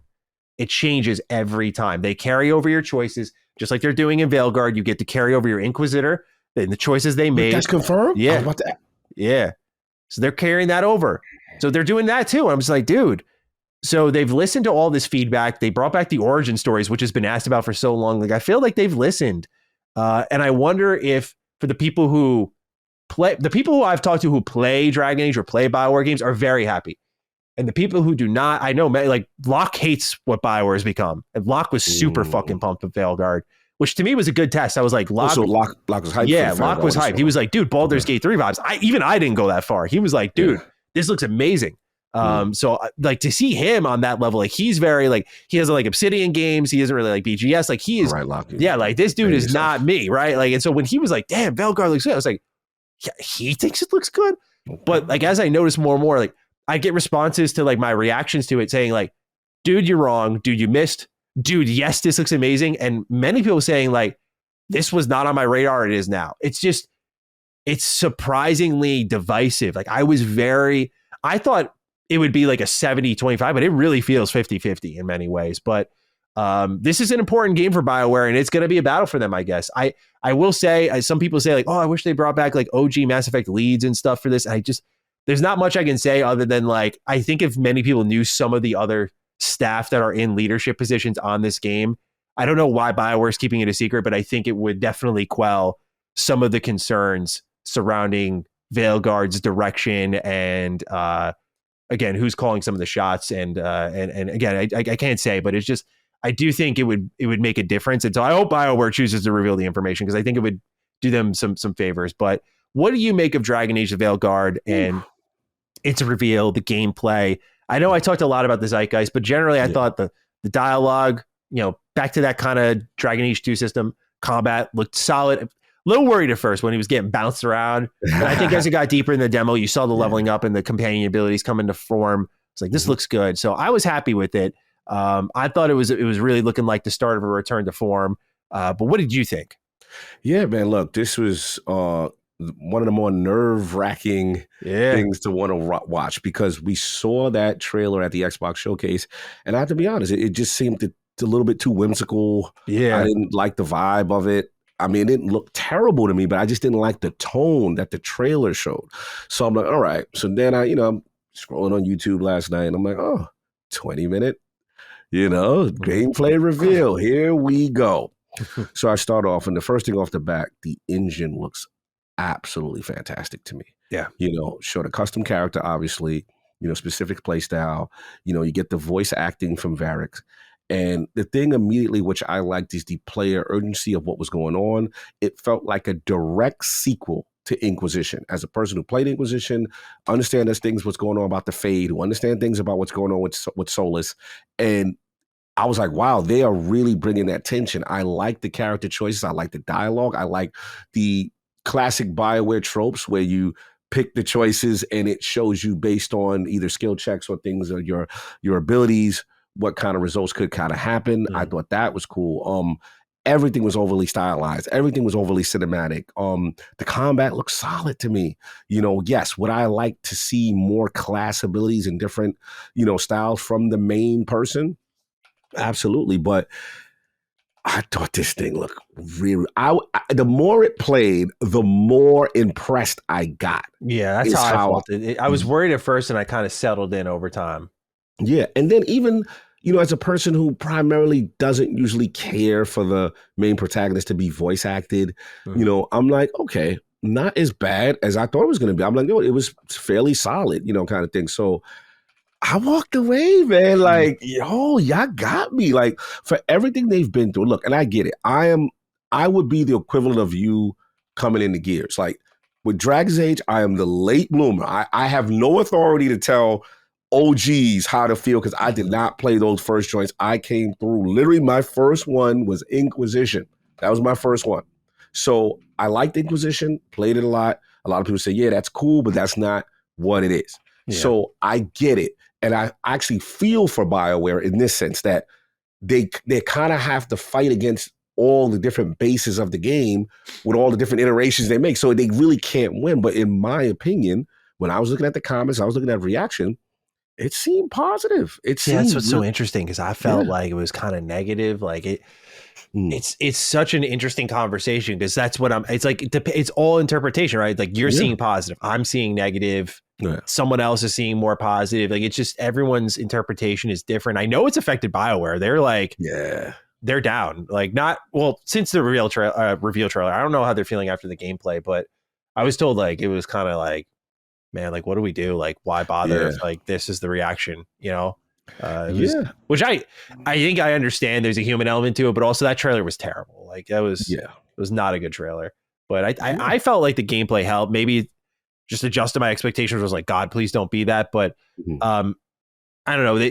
It was a choice definitely to show like level 1 character gameplay. Yes, I get they didn't want to get into spoilers, and so maybe that's why they felt the need to put it there in particular. But I feel like maybe a little snippet of late game gameplay on how it can evolve wouldn't have hurt them. Apparently, the rogue builds like stacks when it kind of dodges and moves in and out of combat, which I think also hurt the flow because you don't really know that's happening when you see him like attacking and then backing out. It just looks weird. But once I got that clarification, I'm like, oh, okay, makes sense. Got it. And so I think that's what a lot of this was missing is like, it was a good showing, but I think it was missing some stuff in between that just didn't vibe well with tons of people, which again is totally fair. I can see when I saw, as someone who really came around Dragon Age 2, I can see someone who didn't being absolutely disgusted by what they saw. It would make sense to me because again, Dragon Age 2 is, if you thought this was divisive, I mean, it's funny. This has been happening since Dragon Age 2. Like, oh, this looks nothing like Dragon Age. This looks nothing like Dragon Age. It happened with Inquisition with its kind of more like pastel art style, like and more colorful, way more colorful. That game, way more colorful. Like people were like, wait, Veilguard's way too colorful. I'm like, have you seen Orlais in Inquisition? Yeah. Like, oh my God, this is the Hinterlands. Like it's the most colorful the series had ever been to that point. It won Game of the Year that year, which is fucking beyond me. Which is beyond me. But I feel like this is a series that's always kind of become at the center of the zeitgeist of like, that's not what I thought it was. And I think part of it is BioWare's fault. Like the reality is if they do have a problem with this zeitgeist and how people react to things, you might want to consider going back to square one, right? I'm a big believer in doing what you want to do as a creative. Like, okay, you want to go make more action games. Like that's what your studio is. But also like if you got to at some point consider recognizing the people who want a tactics BioWare game and seeing how you can answer the bell on that. Because I think even in a spin-off nature, people would be very pleased with that. Any extra thoughts on Dragon Age Veilguard? Last question I have is just like, now that you told me about the Inquisitor, because I'm like, that's my main thing. Where's the Inquisitor, right? That's who you were in the last one. So hopefully they do a proper, respect with new protagonists and old protagonists and see how they play that. And then I have a lot of favorites from that old, what's my man named Bull? From the Iron Bull. Yeah, Iron Bull. There's a lot of characters that I really liked, and I'm curious to know what happened to those characters, or if we make it some reappearances. Like there are some choices that you can make in Inquisition that, in Trespasser in particular, that it can. Some people may not be showing up to the party. So they did say that you can make some choices from Inquisition that'll define your start of the game. That's an interesting part too, is there's a lot of things that define the start of the game. There's the origin stories, and then there's the choices from Inquisition, which will likely carry over from Trespasser. So nice. Very, very, very keen to see what they do with the game. But I know some aren't, and that's cool. That's cool. All right. Visions of Mana gets a release date as well. It's coming out August 29th, 2024. So this is the developer direct JRPG we saw at the top of the year. Again, coming out August 29th this year. Any thoughts on this one, sir? Got the release date, man. That's a big one. It's a big lockdown. I want to see how the reviews come in before jump too crazy. But that's a huge franchise, so I want to see how it does. Yeah, I'm very keen on this one, but I'm just trying to be wary of my free time leading right into September. So yeah, we'll see once we get there. But let's move on to our last bit of news, and then we'll get into what we're playing. Star Wars Outlaws details. We have a story that'll be 25 to 30 hours long with around 55 to 60 hours of content for completionists. Cog, how does this sound for you? Does this sound too long, too little for a Ubisoft game? How are we feeling? Right in the middle? I like that. Yeah, a little 25, you know what I'm saying? A little 30, not too crazy, I like that. Sometimes games just stay too long. And I like if you want to be a completionist, you can get 50, 60 if you really want to do everything, if you love in the universe completely. So I think that's cool for someone who wants to mainline for the most part. Yeah. I actually previewed this one behind closed doors over last week. Not hands-on for those who are wondering. It was hands-off, just kind of like we did with Pentiment, where I sat down, just took a look at some gameplay, and they answered some questions. And I mean, I think this game looks fucking amazing. Like, as a huge Star Wars fan, I am so pumped with everything we're seeing for it, because then they showed more new gameplay at Ubisoft Forward. I watched that and went, holy shit, man. Like, this looks like a dream Star Wars games in some instances. And so I'm hoping that the story delivers. A lot of people have an issue with how Kay looks, but I love her hair. It's because it feels like, we get a lot of different inspirations from Star Wars, and I feel like we haven't seen a character that's really inspired by like the 80s Star Wars. Like that hair that Kay has is very like, that's an old, like someone who's like an older Star Wars fan concept of that character. Like, we're seeing a lot of prequel love, so we're seeing a lot of new, sleek, decorated characters. So to get her kind of with that poofier hair from that era, I love how she looks. I love her fit. I love how you're working like syndicates and gangs.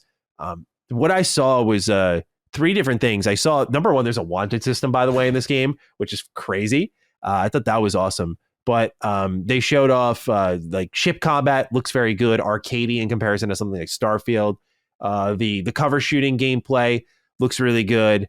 And then a lot of the movement looks good. And these locales, oh my God, some of these look so good. But the thing is Ubisoft put themselves in a hole with the day one DLC and everything. People are so against this game. And I respect it by principle. Like, the business side of things, as we talked about, is not looking good on Ubisoft with this one. Like the Waldorf quest, the get comfortable with not owning your games.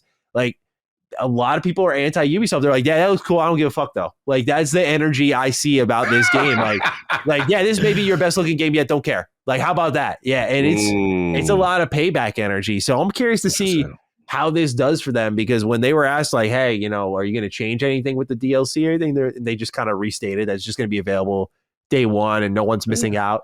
So, yeah, I'm curious where it falls. But for me, I am ready to go all in. Like, I am so excited for this game. And obviously that comes from someone who's a fan of Star Wars, but has always wanted a Star Wars open world game. And like, I could see myself going the full country mile here, just full completionist. Like, I could see it. I saw, I thought looked good. I know Skill Up went hands on with it and he thought it was really good. And I don't know how much of a Star Wars fan he is, but if he liked it, then I love Skill Up. So, Yeah, got a chance to build with Skill Up. So jealous. I feel bad because he was the one who, like, we were first talking to like get me out there, bro. I felt so bad because I there was so many people I was set up to meet, but I didn't get to. I meant to explain at the top of the show, but yeah, I had this interesting situation where I don't want to like throw any companies under the bus or anything, but pretty much I was going to get flown out there. We had a lot of issues with the back and forth of the flights. The time I was coming home was going to be a red eye that was going to like fuck a ton of things over with like my family and Laylee's family, who were like watching our dogs respectively. And so that was already a monkey wrench. So like I was like, let me just book everything myself. So I booked the flight myself, booked the hotel myself. It was a lot of money. I was looking at that versus we're very close to a deadline for our game.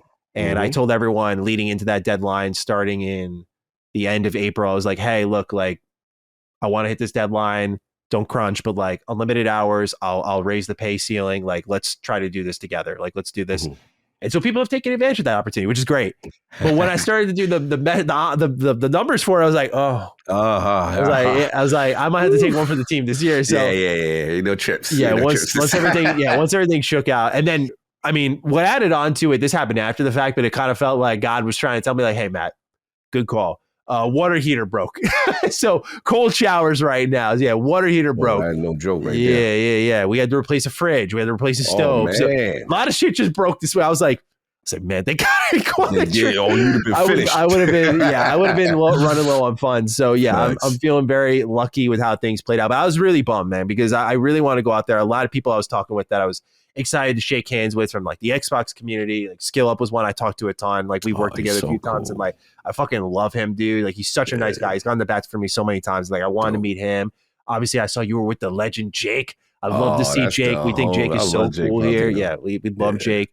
So yeah, there's just so many people I was looking forward to meeting, shaking hands with, seeing the legend Jez Corden. Like there was so many people. So I'm making it a point to get out there next year. This was like I originally didn't know I was going to the Summer Games Fest until I tried to Skill Up, and he's like, oh yeah, invites went out a while ago. I'm like, really? And then I messaged the company handling it, and they were like, oh, we invited you like 2 months back. I was like, dude, fuck. Yeah, I was like, no way. So this year coming up, I'll be more prepared and I'll be able to make the trip. But yeah, that's why I ended up not going. So it was disappointing, but hopefully for the game, yes, pays off long term. You were missed, sir. You were missed. I know. I felt really bad about how it played out.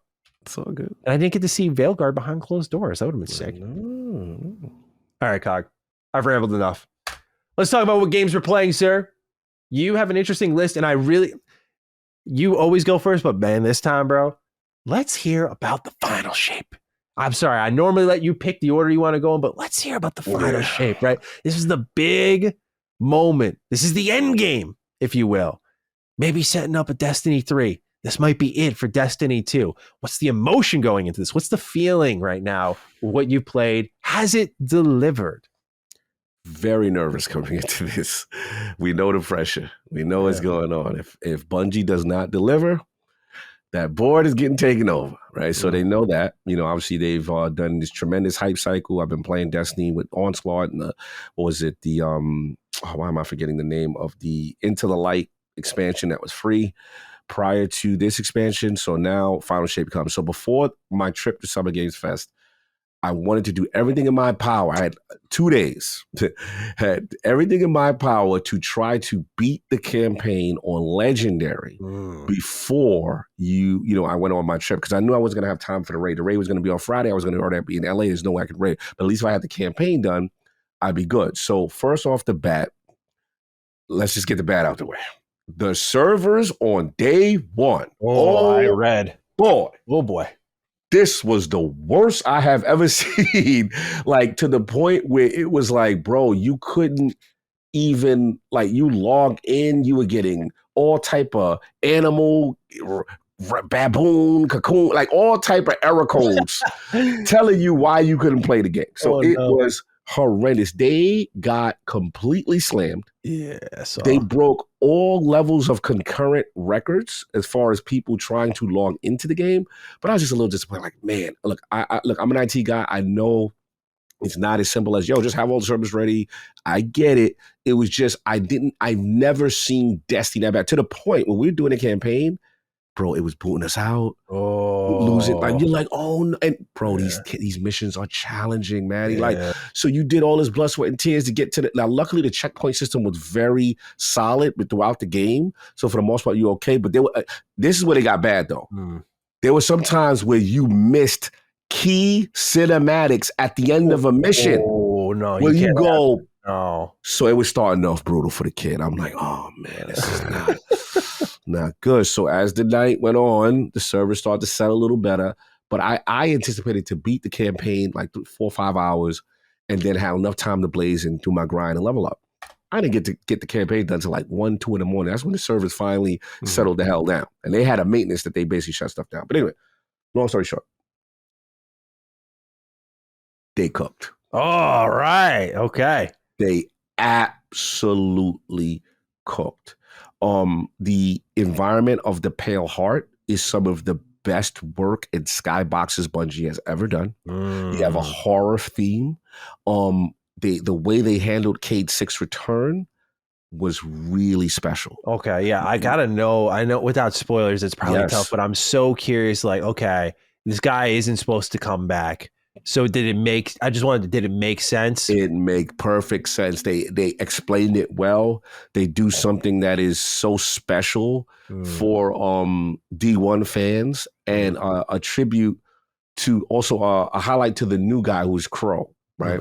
And without spoiling, they do something that we've always wanted to see with those two characters, something special. But to me, that's not even a highlight of the expansion. The highlight of the expansion, I'm going to say something a little sacrilegious, and I apologize in advance. Rest in peace to the late great Lance Reddick. He's a GOAT, respect. But I have to put respect on Keith David's name. Keith David's take on Zavala is, again, something I have never seen from the Zavala character. It gets dark. He is challenging the other Vanguard. He gets messy. He gets disrespectful. Again, if Lance was alive and maybe that was the plan writing for the character, maybe we would have seen his version of it. But because it was such a unique take on Zavala, and now I'm hearing Keith David, and I'll be honest, like I would say the first hour, you're like, okay, it's different.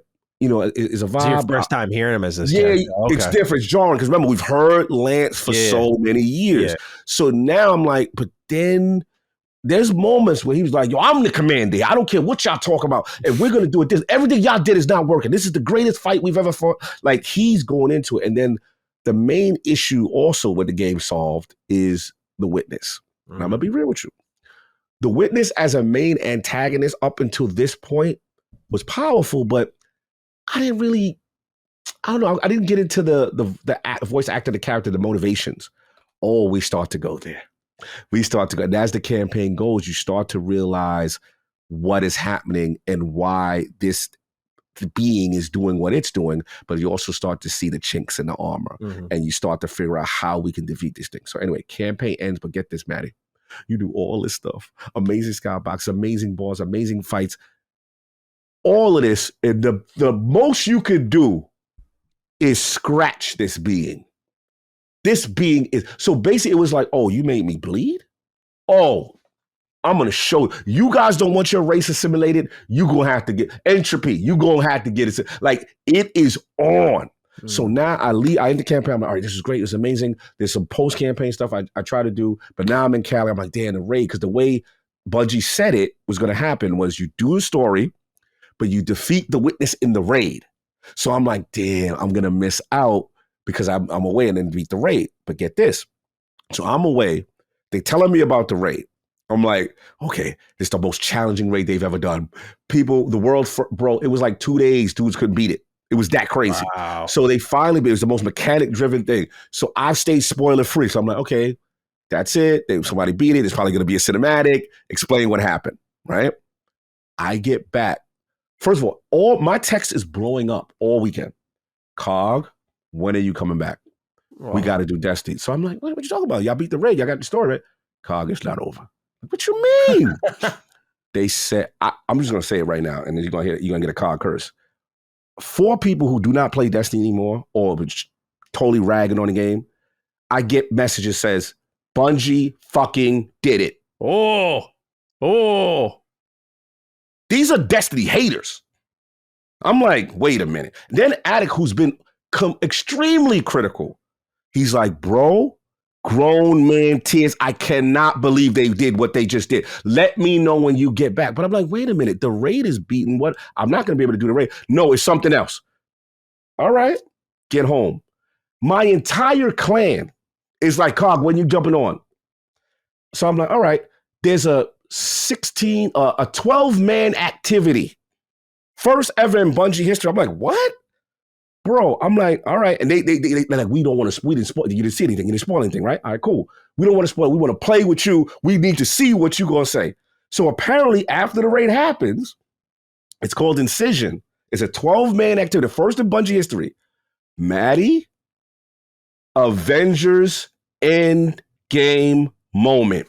They fucking did it. Yo, bro, you start off, I'm like, hey, yo, like Zavala's talking. You see every character in Destiny history. It is literally like Captain America on your left. Like, and the witness is there. You storm the gate. It's mechanics. You're fighting the thing. Like, bro, it is the most magical thing. I don't know how they servers even did this. I don't know how this engine even did this. I'm like, what they are doing, a 12-man activity where we literally actually now fit. We did the raid and all that to break his hold from the Traveler.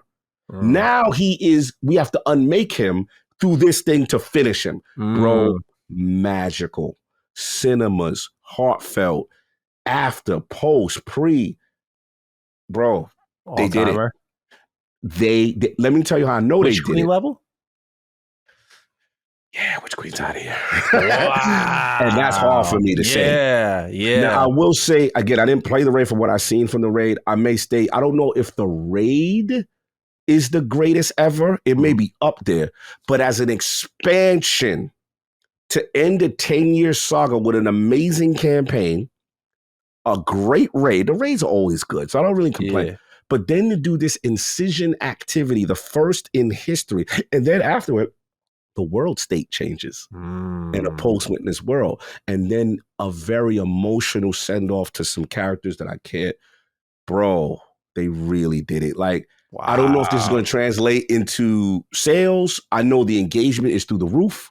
I know that the reviews are high. I'm waiting for my man, Travis. I believe he has the IGN review. I was about to say, what's the Travis verdict? Yeah, Travis going to break it down. I know Travis is a completionist. He's hardcore reviewer. He's like, I don't want to do that final score until I beat the rating and include that, because most people who rate expansions don't beat the rating.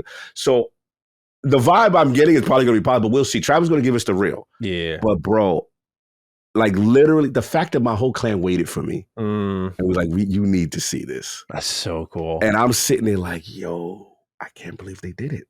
They did it. So kudos to Bungie. I'm in awe. I'm in shock.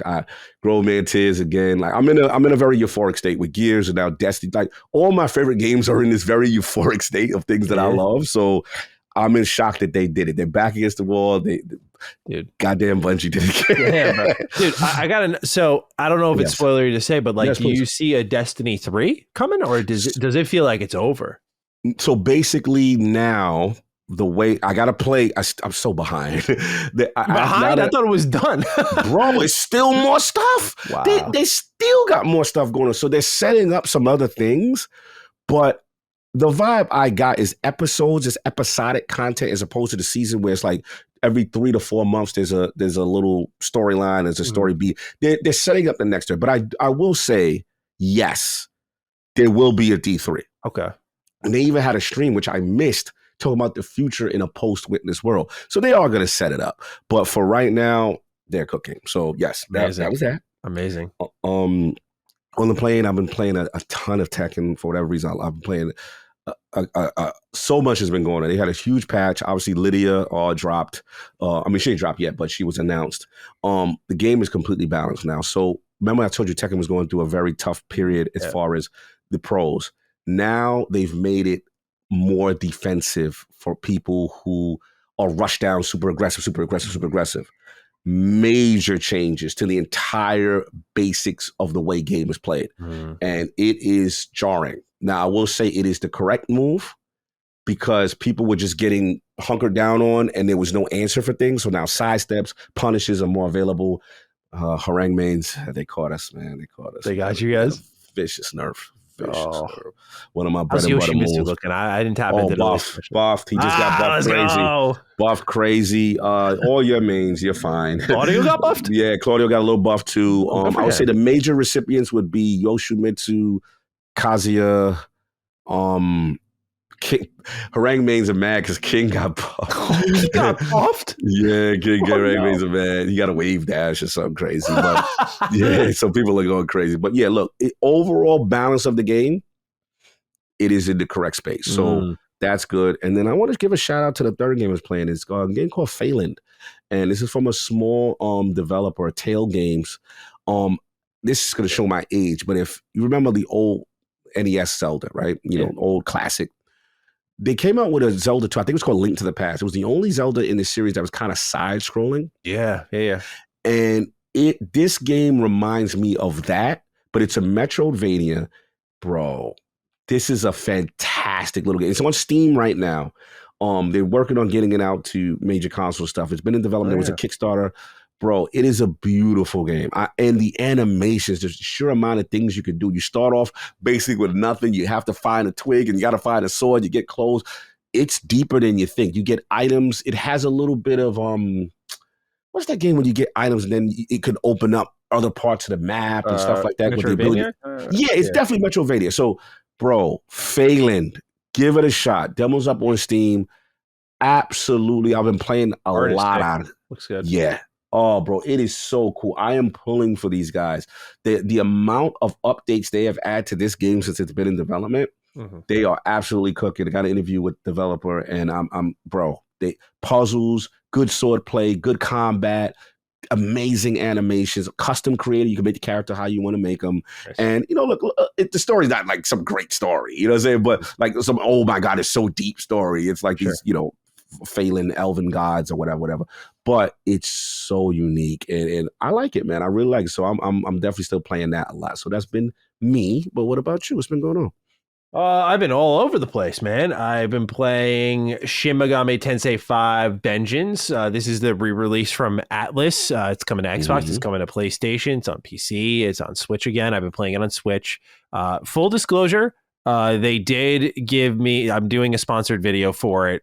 At the same time, SMT5 was in my top 5 game of the year. So, like, this might have been the easiest bag I've ever secured in my life. I was like, you guys sure? Okay. I just gotta play this thing. Okay, cool. Yeah. Anyway, so yeah, I already loved the base game. It was my top. I think it was at number 5 for my top 5 of 2021, or it was 4. Maybe it was top 3. Might have been actually.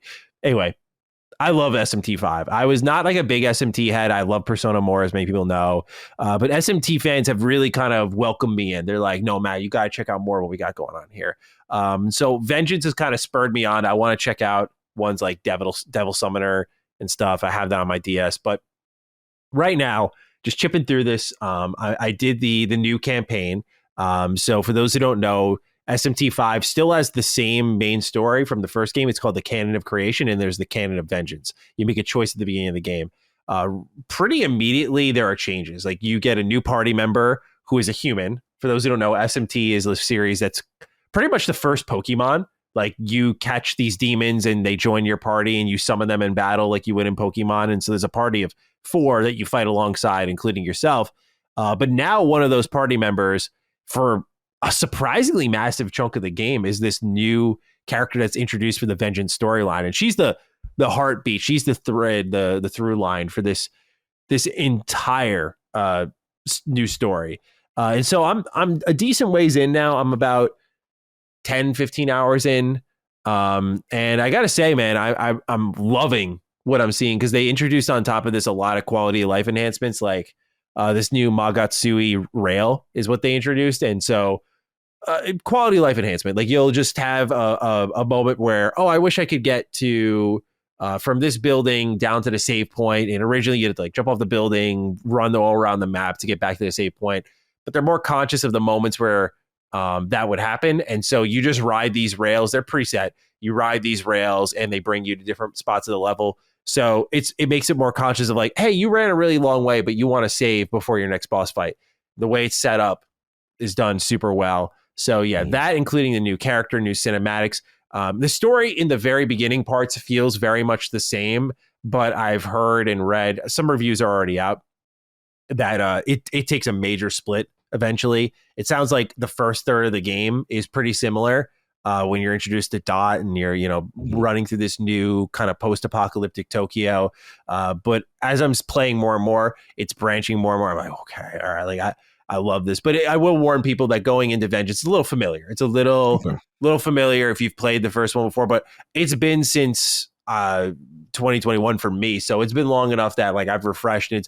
I love this world so much, man. I really do. It's not just like the whole playing as a student and running around and doing life things. Like, that's not what SMT is about. It has so many of Persona's elements, and it borrowed its style and flair. But did it keep its difficulty? SMT is known to be a very difficult series, boy. And oh my god, this game will slap you silly. Like, it is tough. It is tough. Like, enemies will hit you like a bus, and really, you'll have these moments, like some turns in boss fights where arms folded, I'm safe. And then they will do like 2 attacks in a row.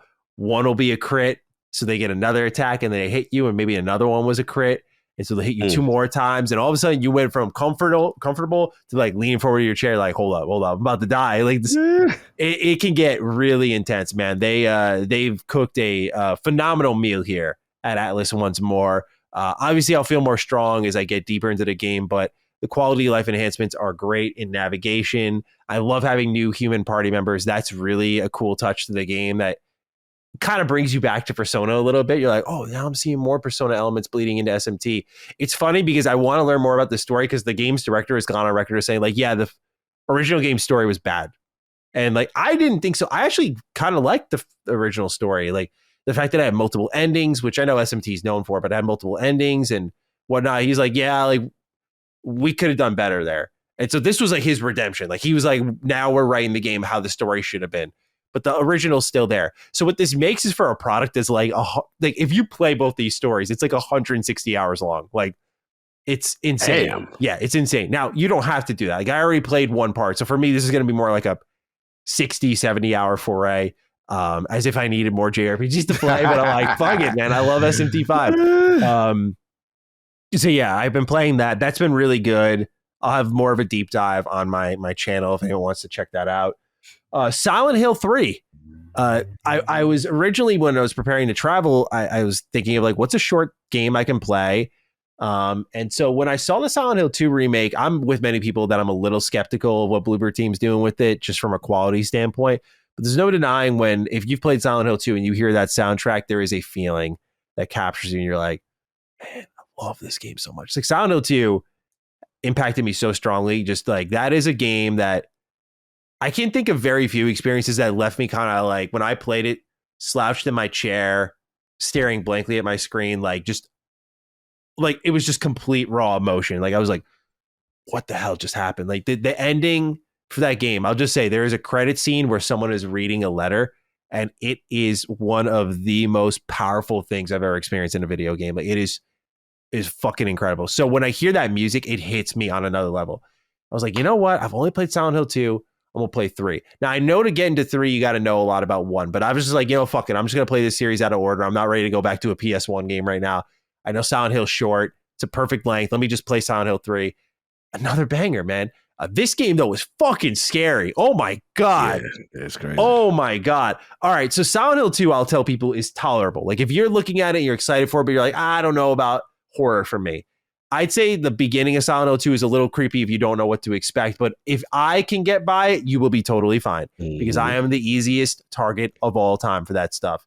And so I warmed up to it very quickly within like an hour, and it wasn't even like the Power Fantasy Dead Space like warm up where it's like, oh, I just kill everything that gets in my way. And that's how I overcame that fear. It's more like, okay, I know what this is going to do. Like I would say Silent Hill 2 is a vibe. Silent Hill 3 is violent. Like it is violent and relentless. The music is relentless. The enemies are relentless. Some of the visuals in this game are some of the most fucked up things I've seen in a game. Like it is, oh my God, what a creepy game. It is. And like I knew I was feeling some type of way when I was shutting the door behind me when I started to play the game at night, because I was like, can't let that come in. I was like, I don't like that the door is open while I'm playing, just in case, right? Like just keep it shut. No one's in here with me. Like that's when I knew. I was like, damn, this game's fucking with me. I was like, I haven't done this since I was a kid. So yeah, Silent Hill 3 was really creepy. I beat it this week. I'm gonna make a retro rebound video for it probably in October, but that game was awesome. And I love how I want to play Silent Hill 1 to get the full understanding, but I really love the connections they made to the first game, and learning about Heather, her as a character, surprisingly way better than I thought it was. And some of the twists and turns of that game, there's nothing like Silent Hill. There really isn't. It's like a psychological deep dive into and if you want to talk about games being art, like art is always up to the interpretation of the consumer, right? Silent Hill is like no better. There's no better example. Like it's just, you play it and you walk away. Like someone told me like, oh, I think it's a story about womanhood. I'm like, I think this is a story about trauma. Like I think this is a story about running away from yourself. And so someone was like, this is about society's expectations. Like it is beautiful because everyone has their own takeaway, and I think they're all valid. So it's really cool. So yeah, I played and beat that. And then I'm under embargo for the other thing I'm playing that I think people will be very interested in learning more about. So I think, let me check next week's dates. We'll talk about that next week. Yes. So we'll hold on to that one. We'll hold on to that one, but know that Maddie is chipping away at something else. Nice. All right. We got 2 more questions, Cog, and we'll get into the news. Warm-up question number 1 comes from Not Skywalker. Dearest Dukes, that showcase was killer. I know a big question mark many still have, however, is the following. Where are all the ABK Game Pass drops? I saw a tweet from Charlie Intel which triggered a theory. Charlie Intel tweeted, quote, PSA, PC Game Pass subscribers can't currently get the Frank Woods Operator Pack as you have to log into Warzone or MW3 via the Microsoft Store, but the games aren't available on the Microsoft Store yet. Activision support says stay tuned, end quote. Then I considered how we've seen listings for Spyro and Tony Hawk games as they were added to Windows Store the past few weeks. Is it perhaps the PC integration process that is slowing everything down? Cloud rights are not with Xbox, thanks CMA, but I assume that they want to add all these games to PC and Xbox Game Pass simultaneously. What do y'all think? Will the ABK games come to Game Pass by Gamescom, maybe with some more first-party dates? Did Cog get any juicy insight during his LA trip? Thanks, Dr. Walker. P.S. Thank you for the countless of hours of podcasting during the pandemic lockdown and beyond. Whether it be returning from late night shifts or commuting long distance to a rural clinic, defining Duke was a constant for me during these past 4 years of medical school, and I'm very grateful for your hard work, entertaining banner, and uplifting spirits. Oh, and of course, for promoting the Health is Wealth agenda. Thank you, Skywalker. We appreciate you immensely. You're consistent in our community, and that's why we do this. That's why we have good energy, because you guys make it easy. You show up, matching that energy. That's why we also feel it when the energy's low, because we're like, man, we got to fight through and still be kind of like feeling ourselves, even though we know some of the community's not feeling it. This is a great theory, Cog. I'm curious to see your thoughts, because there's one thing we didn't really address in our reactions to the showcase is like, where was that Game Pass drop? And obviously it didn't play a factor in our interpretation because we didn't even consider it. But thinking about it now, does it change how you feel about things? But more importantly, where are they? And do you think Skywalker's theory has any legs to it? Yeah, I think Skywalker may be onto something. You know, what I can dig from it is that, man, this integration is much more difficult than I had initially anticipated, as with like Bethesda, so to speak. When Bethesda's games came in, their catalog came in, it was fairly quick. But like this, because of the scope, it appears, of Activision, Blizzard, and King, then couple that with obviously the cloud aspect, which he made a good point, you know, with the rights and stuff, that the way that's distributed with CMA, I think getting all these things together is just not as simple as a flipping of a switch and then all of a sudden everything's in Game Pass and it's ready to go. So the fact that it wasn't there showed me that. Right. Yeah. Because to me, it's like that's an easy slam dunk. And you would think they would want to put that in conjunction with the Call of Duty Black Ops 6 announcement and say, hey, now they're part of the family. So look, yeah, I anticipate this to be throughout the course of the year, probably sprinkled. I don't think there's going to be a shotgun blast type situation. I think they'll be strategic. But yeah, it's one thing when you're doing, Game Pass, then you got to do PC Game Pass, right? You got to do cloud. There's a lot of aspects to it. And again, they also have to be strategic in what they want to release. So yeah, hold on a little bit longer. But again, these are good. These are rich man problems. Like the fact that we got, okay, when is this going to happen? When is that going to happen? Like, it's going to happen. When am I going to play all these games in my backlog in the holiday season of a ton of first party drops? Exactly. Again, plethora of riches. These are good problems to have. But yeah, I think they definitely will come. It's much longer than I expected, though. Yeah, I agree. And way longer in the whole Bethesda process. So there's clearly some holdups here. And I think, they can, right now, knowing the slate, maybe they can hold a little bit. I think it wouldn't hurt to like ahead of Black Ops 6, where we know the story is continuing, of 2, maybe like get at least 1 and 2 in there for starters. That'd be nice. That would be pretty cool. But I don't know if they think that's going to steal some thunder away. I'm just infinitely curious on how they will handle this drop, right? Because I don't think they're going to drop it all at once. So they save certain editions for certain timelines. Like, do you do Spyro way later? Because presumably Toys for Bob, with their very purple layout of everything that they've released lately, might be working on Spyro. Do you save Spyro for then? Like, what do you do? I'm just curious, because you have to, at this point now, looking at the wait, I don't imagine their philosophy is like, okay, they've waited long enough, drop it all in there. It's just Game Pass needs to grow. Game Pass needs to continue to have legs through both new content, driving a lot of attention, and people staying when they find the old stuff there too. I think that's kind of the vision going forward. It's like, well, you have an abundance, as you mentioned, abundance of riches. So I just want to know how they're going to handle it. And I think Skywalker here has a good point of like the PC integration. They definitely, I think, want to have, because here's the thing. Xbox loves to say they have the most players or cause the resurgence. I look at Diablo 4 as an example, like, thanks to Game Pass, we pretty much saved this game, right? I think they like that optic, that metric. I think it works really well for like selling Game Pass to more people. And so if they can maybe time that out with like a Call of Duty drop, and then talk about how Black Ops 6 is the quote most played game from Treyarch ever, like maybe that's something that they shoot for there. And so they try to time it out that way. So I think they're going to use Game Pass and that back catalog as a strategy to sort of lift up certain releases when they can. Like, why drop Modern Warfare now?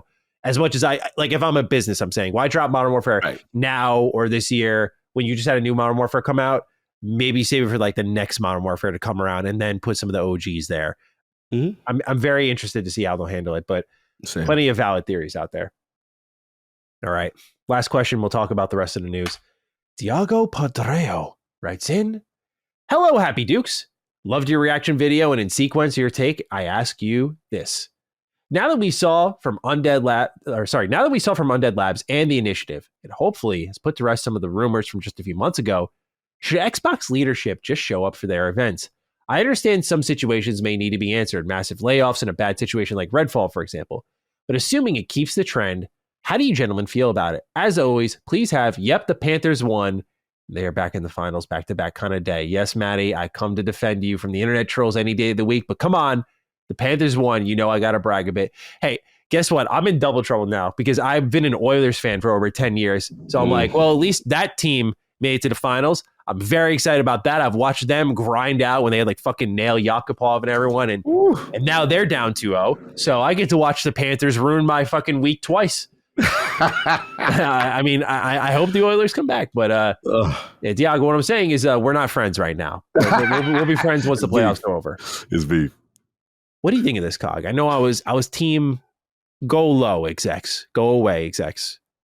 Do you agree with this sentiment? How do you feel that they should handle things moving forward? Because I know for a fact that the reaction from the Xbox community with the third-party support definitely changed some things internally for Xbox where they went like, we cannot connect with individuals as closely as we once did. Correct. Yeah. So that is a change in the guard, or not in the guard, but in the mindset there. Do you think that stretches into... I don't want to go as far as like a Sony approach of like, we only speak during events, but I think the days of Phil responding on Twitter are over. I think that for the most part, like, I think we'll get it from time to time, but I think for the most part it's over. And I think they may just stick to events because I noticed something during the IGN interview we're going to talk about, which is energy was high. Even when talking about studio closures, energy was high. Like, you couldn't have been more thrilled. And, some of it, especially with the topics and how his energy was, don't want to overanalyze, but I kind of read the body language of like, this creates a mindset, of sort of like, you come out, make your presence felt, make it good stuff, and then go away. And now like they don't show up till Gamescom. But what do you think? What do the Xbox execs do now? Yeah, I mean, it's a good question. Obviously during the showcase, all three had their presence embedded into the showcase at some point, right? Phil, to me, I thought was symbolic as far as setting off the tone in the direct in the start of it, before the direct, that, hey, Call of Duty is part of the family. This is what it means to be again. So it's clear as day. That was a symbolic thing. Even though I personally would have liked Perfect Dark to set it off first, I understood a business reason why they did what they did. Then I believe in the middle, I believe it was Matt Booty with the Diablo, maybe ABK aspect of it. He kind of had like the intermission portion. And then towards the end, Sarah definitely talking about the future hardware, and then hit us with the one more thing, which was the magical moment, which was Gears. So it's clear that they want to still be part of the showcase. It's clear that, for major events, for example, like the IGN Live and maybe some Summer Game Fest, that they will make appearances. They, I saw them moving and shaking.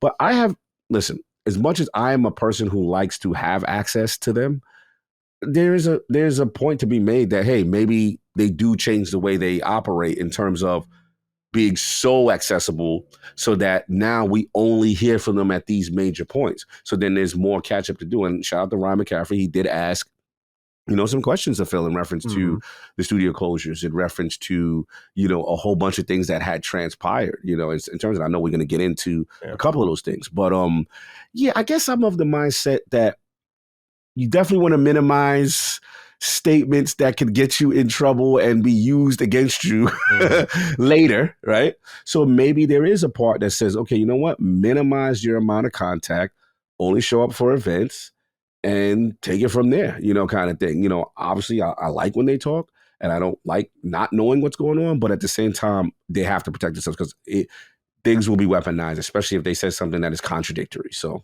that's where I'm at. Yeah, I agree. You take a look at their respective Twitters as an example, and outside of Sarah Bond, Phil completely dropped off. Matt Booty's been offline for like 5 years now. Like, probably a good choice. And so it's really Sarah kind of out there is still the one active and engaging and mostly promoting and posting, that sort of thing. I think it is for the best that they kind of dial things back a little bit. I really think, I think we can't deny that some of the blowback for some fans was enhanced because they felt a very personal connection to Xbox. And I think even though I think the people at Xbox are good and that they would probably still want to have relationships and like communicate with their fans and create that more like intimate ecosystem, the Xbox family that they always want to shoot for. I get and understand all that, but there's no doubt that they looked at the reality of the business and went like, look how worse this went for us when like PlayStation's gradually moving to PC, and like look how people aren't fucking freaking out crazily, like because there was no connection. It's just a product, it's just a brand. But Xbox, for better or for worse, you know, through humanizing the brand a little bit, through people like Phil, Sarah, Matt, even accomplish something and giving actual visible people to believe in for the future of Xbox beyond Xbox One. Then in the Series generation, when that carried on, it's like now that connection has hurt them when they were making choices to kind of help sustain the business. It put them in a spot where it's like, okay, well, now it's blown up in our face so hardcore, arguably more than it would have in the first place. So yeah, I think it's ultimately a good call. Like show up for the big events, make it a big deal when you show up, right? Like there was a point when we were running Defining Duke where every week was a new Phil Spencer interview. And I think that's cool. And I love the information. I'm not going to complain about that. I certainly, no offense to the Sacred Boys, don't want to turn to their show where it's like, what are we talking about this week, guys? Like, what did PlayStation do? Like, I don't want that Xbox to go totally silent. I like a level of communication. I think people should be careful what they ask for. But I do think when it comes to the execs, I don't think you need to be doing an interview every week. I don't think you need to respond to random fans on Twitter and like validate these people. Like, it's not your job. Like, go run the business, do what's best for gaming, what you think is best for gaming, and kind of go from there. So I hope they kind of start to sever ties and continuously like show up, intermingle, humanize things. You know, you don't have to be so detached, but I think there was a breaking point for sure with everyone when it came to what happened with going third party to an extent. Yeah, absolutely.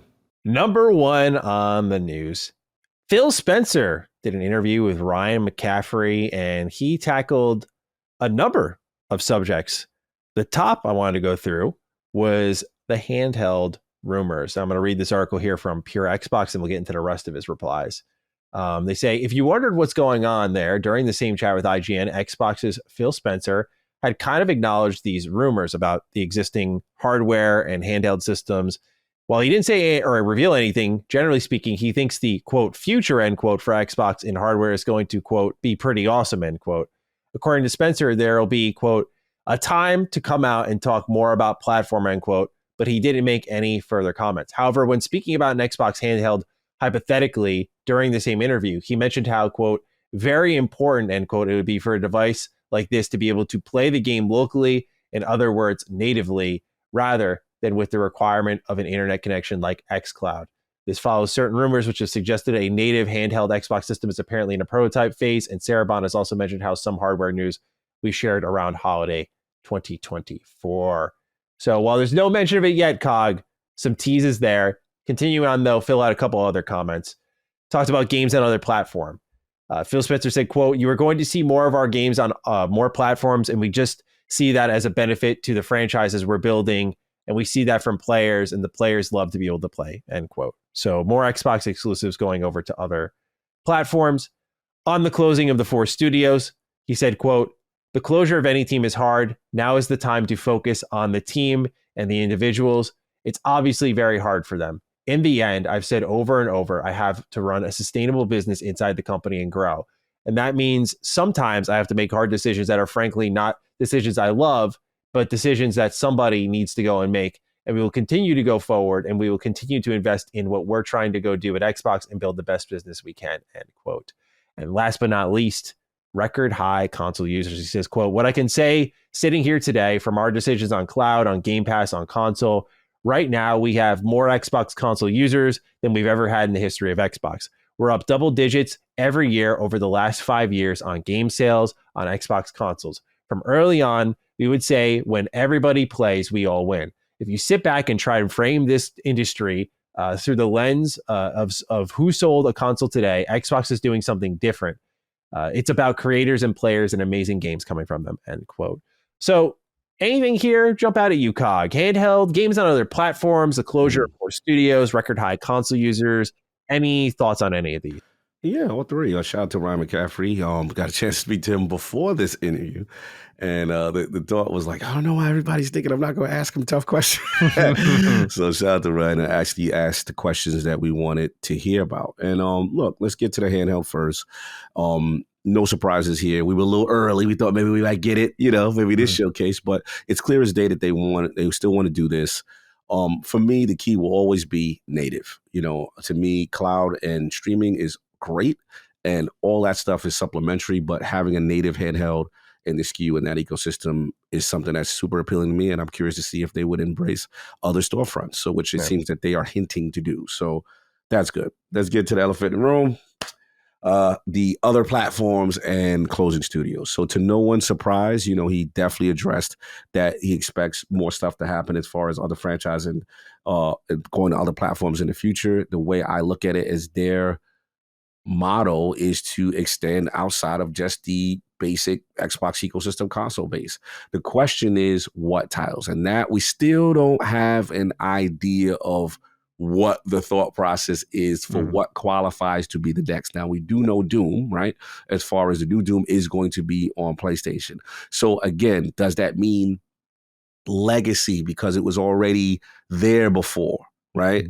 There still doesn't seem to be a concrete formula, so to speak, as to what constitutes a game going to another platform. And I think that's what I don't want to say the frustration of the Xbox community is, just that's what the curiosity is, like, what constitutes something to go over there? Me personally, I don't care because I am playing on the platform I want to play and I'm in the service I want to play it. But it is a good question to ask, like, why, this one and not that one, right? And also, what feedback did you get from the 4 that went over, right? We saw that it seems like Sea of Thieves and Grounded did well, but not necessarily Hi-Fi Rush and Pentiment, right? So I'm very curious about that criteria. But this is my thing with his overall comments on that.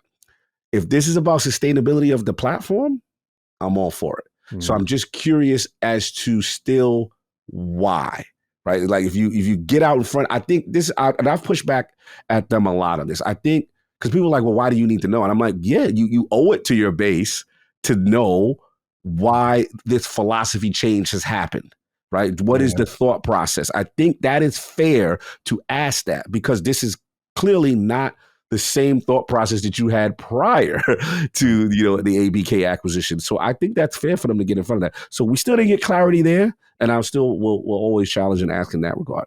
Now, as far as the closing of the studios, I know a lot of people had thoughts there as far as the Tango side, which is, him saying we have to run a sustainable business. And I do agree. Here's my thing. And gamers, we got to be real. And this is the part that a lot of us are not being honest, because we love high quality games and we love certain franchises and we like, yo, that's our baby. How do you close something that makes these great games? That is a fair question to ask. But we also have to be real in terms of, let's talk about Bethesda specifically, like I mentioned earlier. Like, I love Bethesda, but we got to be real. A lot of these high quality bangers that we like did not sell. This is prior to acquisition as well. So I look at a Ghostwire Tokyo, didn't do well. I look at a Hi-Fi Rush when it went to PlayStation, nobody bought it. Like, we gotta be real. So there's a part of, well, if they got, so I know the question is, well, yo, bro, they got mad money. Like, part of being wealthy and running a $1 trillion business is knowing how to spend and allocate your funds wisely. You just can't just buy things just because you got money. Otherwise, you will no longer be in the state that you are. So I do understand the idea of running a sustainable business. Am I advocating for Tango? No, I still would have like them to do everything possible to save that damn studio, especially because it was a Japanese studio. Like, that always bothers me. But I do understand if someone says, yo, here's the spreadsheet. Here's literally Tango's numbers. And it's not you in the red. Like, we got to be real too. That's what the stakeholders see. And at the end of the day, he did say, I have to answer to someone too. The business has to be profitable. So that's the thing, gamers. I know they don't want to hear because the emotionality is everybody's goal. They got rid of your favorite studio. They got rid of one of my favorite studios. I get it. But we have to understand this is still a business. So I do understand that part. So other than that, I mean, I was surprised. I was surprised he jumped in the the record on console users back. Yeah. I was surprised about that. I mean, again, no disrespect. I just would like to see more metrics on that. I don't know. Like, okay, so basically it says we've one of my decisions, apologies, the cops are running around right now. They're upset too. They said they're up double digits every year over the last 5 years on game sales on consoles from early on.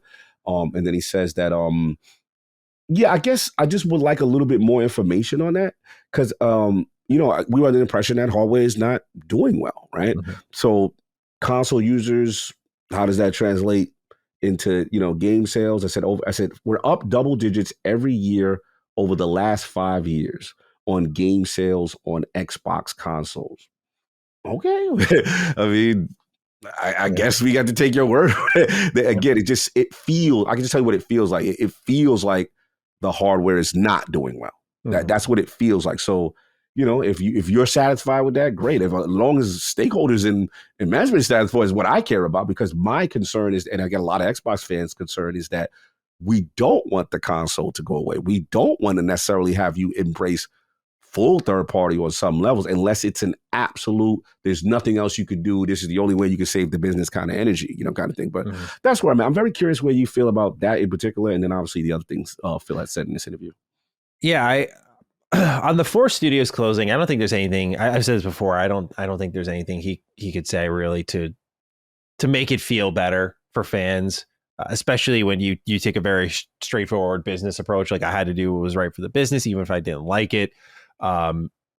Seeing him take that approach suggests they kind of accepted, like, there's no good way of spinning that. And I don't know if they had to learn that through sending Sarah out there, talking about how she loves games and whatnot, or whatever. But there's no positive spin to that story. And you just have to take it on the chin and be like, here's why we did it. And he kept his answer short and to the point, really. There was no major follow-ups or anything like that. It was just like, look, it's hard. And I had to make a decision I didn't like. And I'm going to continue to do that for what is best for us. I think the tough pill to swallow, but you really addressed it before I could even vocalize it, was that thought of the Snack Squatch wrote in about it. And just to paraphrase this right in, they said, I don't understand how you can blame sustainability for shutting them down whenever you try to buy everything under the sun.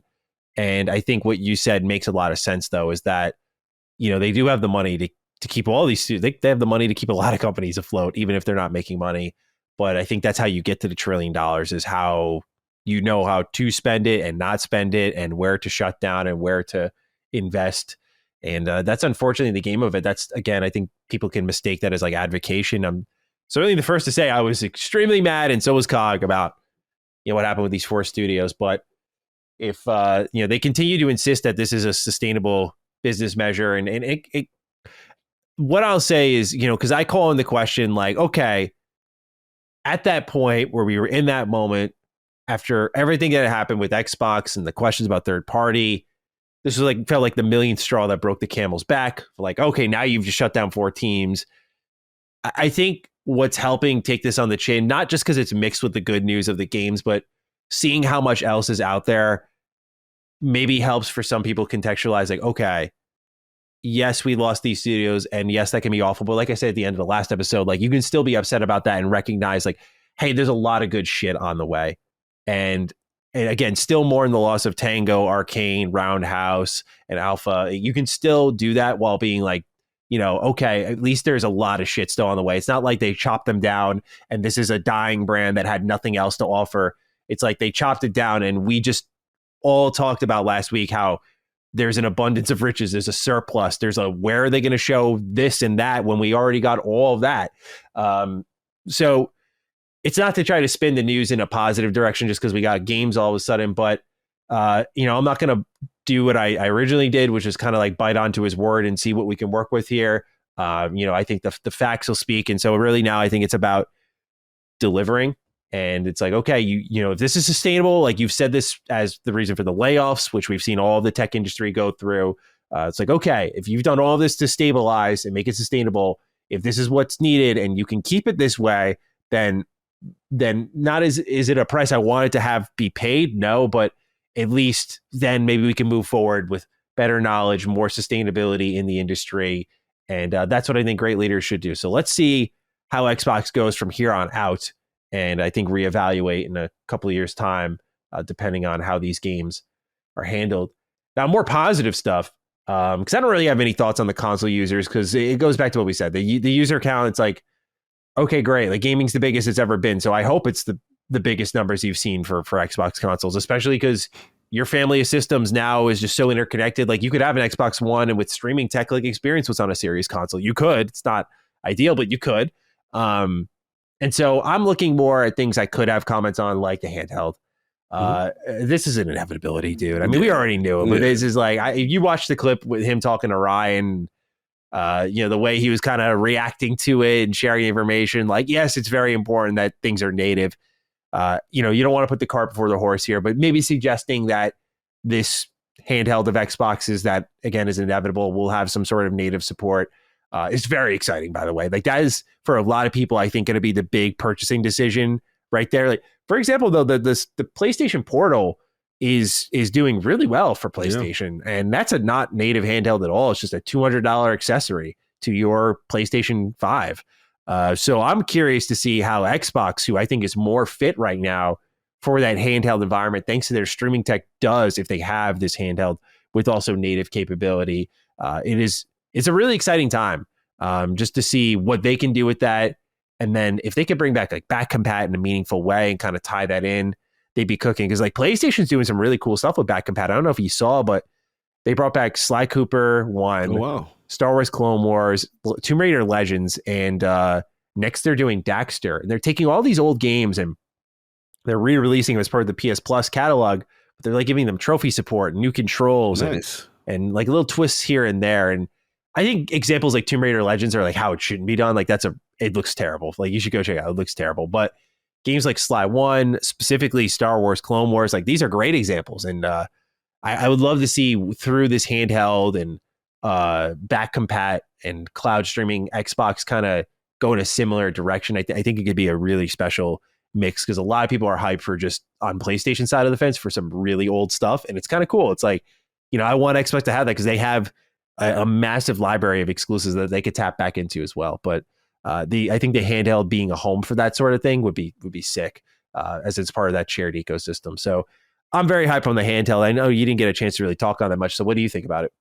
Yeah, man, I'm super hyped, man. I'm like, this is, to me, it's an extension of their vision. That, to me, is what being any platform and being able to have, to me, the future of gaming is being on any platform and being able to go from your console to your PC to your handheld, cross progression, the synergy there, the save data there with Azure Cloud. That's the future of gaming. Again, I like that world. That to me is super dope. So I want that intrinsic Xbox console experience on the handheld without Windows 11 getting in the way like a ROG ally, with the nice UI, whether it be a hypervisor and be the console version of of Game Pass. And if they want to include the PC one, great. But I want to have that same experience, because that ease of use is what makes the Steam Deck dope. Steam Deck is boom, you get in there, you get that clean Steam Deck interface. Nice. Now, if you want to put some extra features on the back end, fine. But to me, if they do dual SKU approach again, and let's just say, the more higher performance version of the next generation Xbox Series S, let that be the handheld. You know what I'm saying? And I'm even willing to pay more if they're willing to go more with it, make it dockable and stuff like that. I think that's a dope future, because we're seeing a lane for the Steam Deck. We're seeing a lane for the ROG Ally. And if anybody is to do it, boom. You know what I'm saying? It's them, right? So right. I'm excited.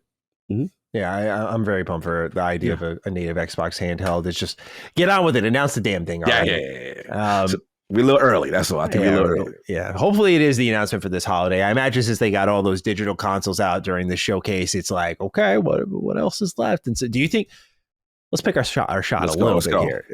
Game Awards? I mean, that would be the next big thing to do it, right? To get the most eyes on it, right? You would think Jeff, but I don't know, man. I mean, Jeff don't seem to be happy with Xbox right now. I don't know if you saw it. Oh, really? What did he say?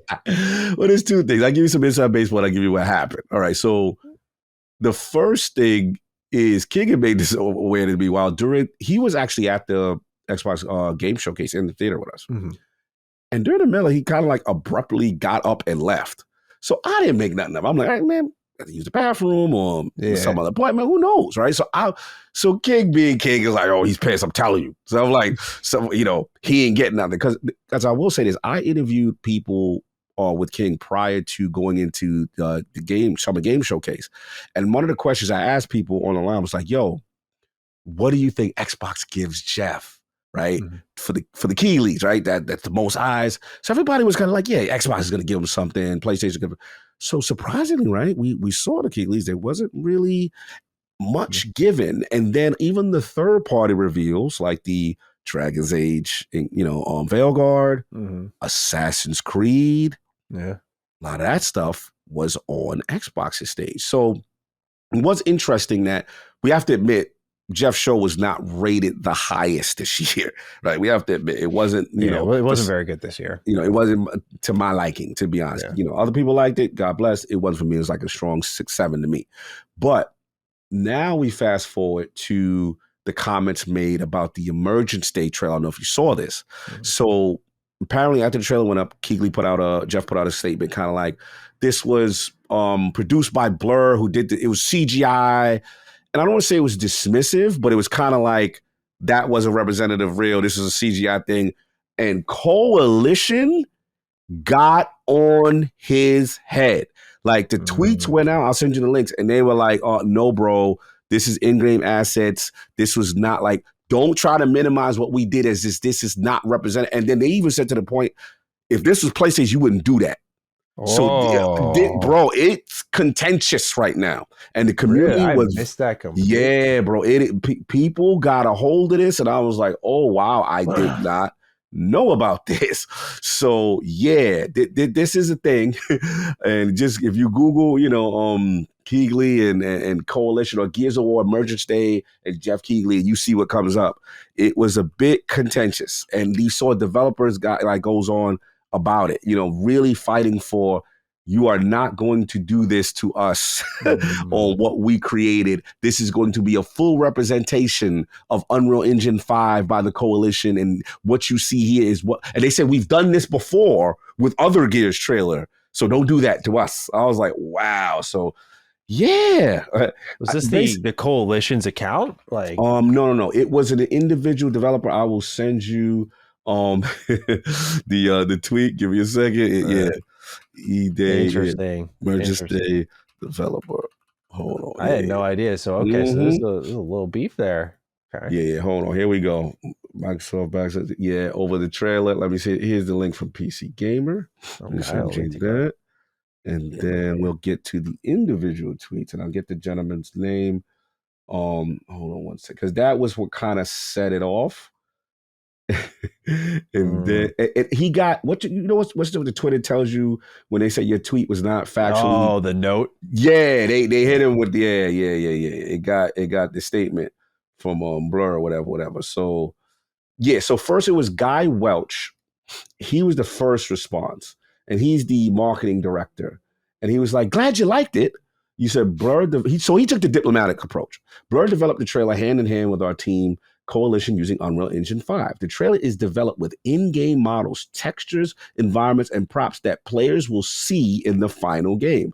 This follows the same method that we use in the Gears of War trailers for the first 3 games, which were made in Unreal Engine with in-game assets showcasing the engine's technical capabilities, and we're pushing that further with Unreal Engine 5. So he took the diplomatic approach. But I got to get you the gentleman who was not trying to hear none of that. and I'm hold on once. I'm going to get you that dude, because it's not Guy. It's another guy. Oh, 1 second. And actually, you know who put it up? Rand has the video too, because I saw it in his. Give me 1 second. Yeah, no problem. This thing has broke the internet. I didn't even realize it was so much drama behind this. So give me 1 second. It is. Okay, so it is this gentleman here. Hold on, where's it? Okay, so Guy Welch was the first point I put it. And so the next person is Yamir Blanco. So Jamir Blanco. He was like, he had a counter statement. It was a 2-part. Let me see if I can find his tweet so I can get it from the actual instead of this video. Hold on 1 second. Jamir Blanco. Real time and in engine, two different things. Sorry for the confusion. Yes. Sorry, Mr. Jeff. Yeah. And then did you see the part where he says, let me rephrase this a little better? This amazing Gears piece you just saw was full real time with real time models, textures, environments, etc., all within Unreal Engine 5. He said, Jeff, you saying it was a CG from Blur Studio diminishes all the technical achievements you probably didn't notice from how good it was. Though it does look like another pre-rendered CG piece from Blur, it was actually a real-time masterpiece using in-game assets and ray tracing lighting in the same engine the game will play. Already seeing people say, yeah, it was cool, but it was CG pre-rendered trailer because of stuff like this from you. So it's up. And apparently he's a digital sculptor. This is Jamir Blanco, cinematic trailer, creative artist, Blizzard Entertainment, previously with Square Enix Embassy. So this is what jumped off. So basically the long moral of the story is they're not happy with Jeff right now. Yeah. And maybe, I don't know if this is to the point where Xbox feels that they are big enough finally where they don't have to debut things with him. I don't know if it's there, but clearly is a little contentious right now. That's all I'm so interesting. Yeah. And he left to him walking out. That's so interesting. Now, again, don't that yeah, part, when I say walking out, I mean, like, you know, he might have stormed out, you know, but all I can tell you is that when we were there, I was a king, and he got up during the middle. He could have had 1,000 reasons why he got up. I don't want to correlate that to this, but the talking in the streets is that the people are not happy. That's what I'll say. Very interesting there. Yeah, I don't know. I guess it's a fierce competition trying to get these games in. I'm sure he gets frustrated less on like the Xbox, PlayStation console war behalf, and to me, I think it comes from like he can't really control where these partners go, and so when Xbox gobbles up a bunch, it leaves him with a pretty dry show. And we saw the results of that this year. You know, like I think Xbox completely destroyed the competition across all the showcases this year, and frankly, I thought they did last summer too. I mean, they've just been really picking great third-party games, and a lot of those new debuts. Again, I think Expedition 33 is a prime example of just like what a great surprise that was. You know, oh my god, that game was amazing. I know, absolutely. So that's interesting to know. What do you make of him? I mean, I don't know if you really even have a comment on this because we've been saying for so long like this is what's going to happen, but. More games on more platforms. Like he's being very out there about it now. So the days of exclusivity winding down gradually. He didn't get any time frames or windows on when that may be, but he's just saying, you know, hey, we're going to have more of our games on more platforms. And so this was in reference to Call of Duty and id, like kind of being multi-plat.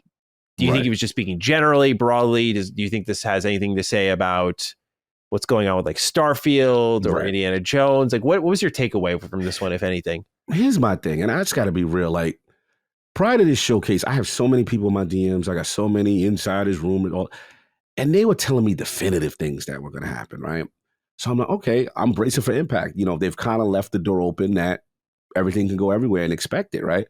So two of the major ones that did not happen was that people have to admit they were wrong about was the Gears Marcus Phoenix collection. And then that will go to PS5, and then, you know, what you call it, Starfield Shattered Space, and that will be announced, and that will go to PS5, and then Halo, you know, Master Chief. And none of this stuff happened. So what it tells me is this stuff is still fluid. What this tells me is they are still internally debating what it is. Doesn't mean that nothing is happening. I do believe the fact that he said it, he letting you know the door is open for stuff to happen, but it's probably literally case by case. So if I had to guess where I'm at right now, live service, you know, when I look at something also like Doom, something legacy that's been on other platforms, you know, that type of stuff. Like I will say like Bethesda, I feel maybe more open to their stuff going, you know what I'm saying? Maybe that happens.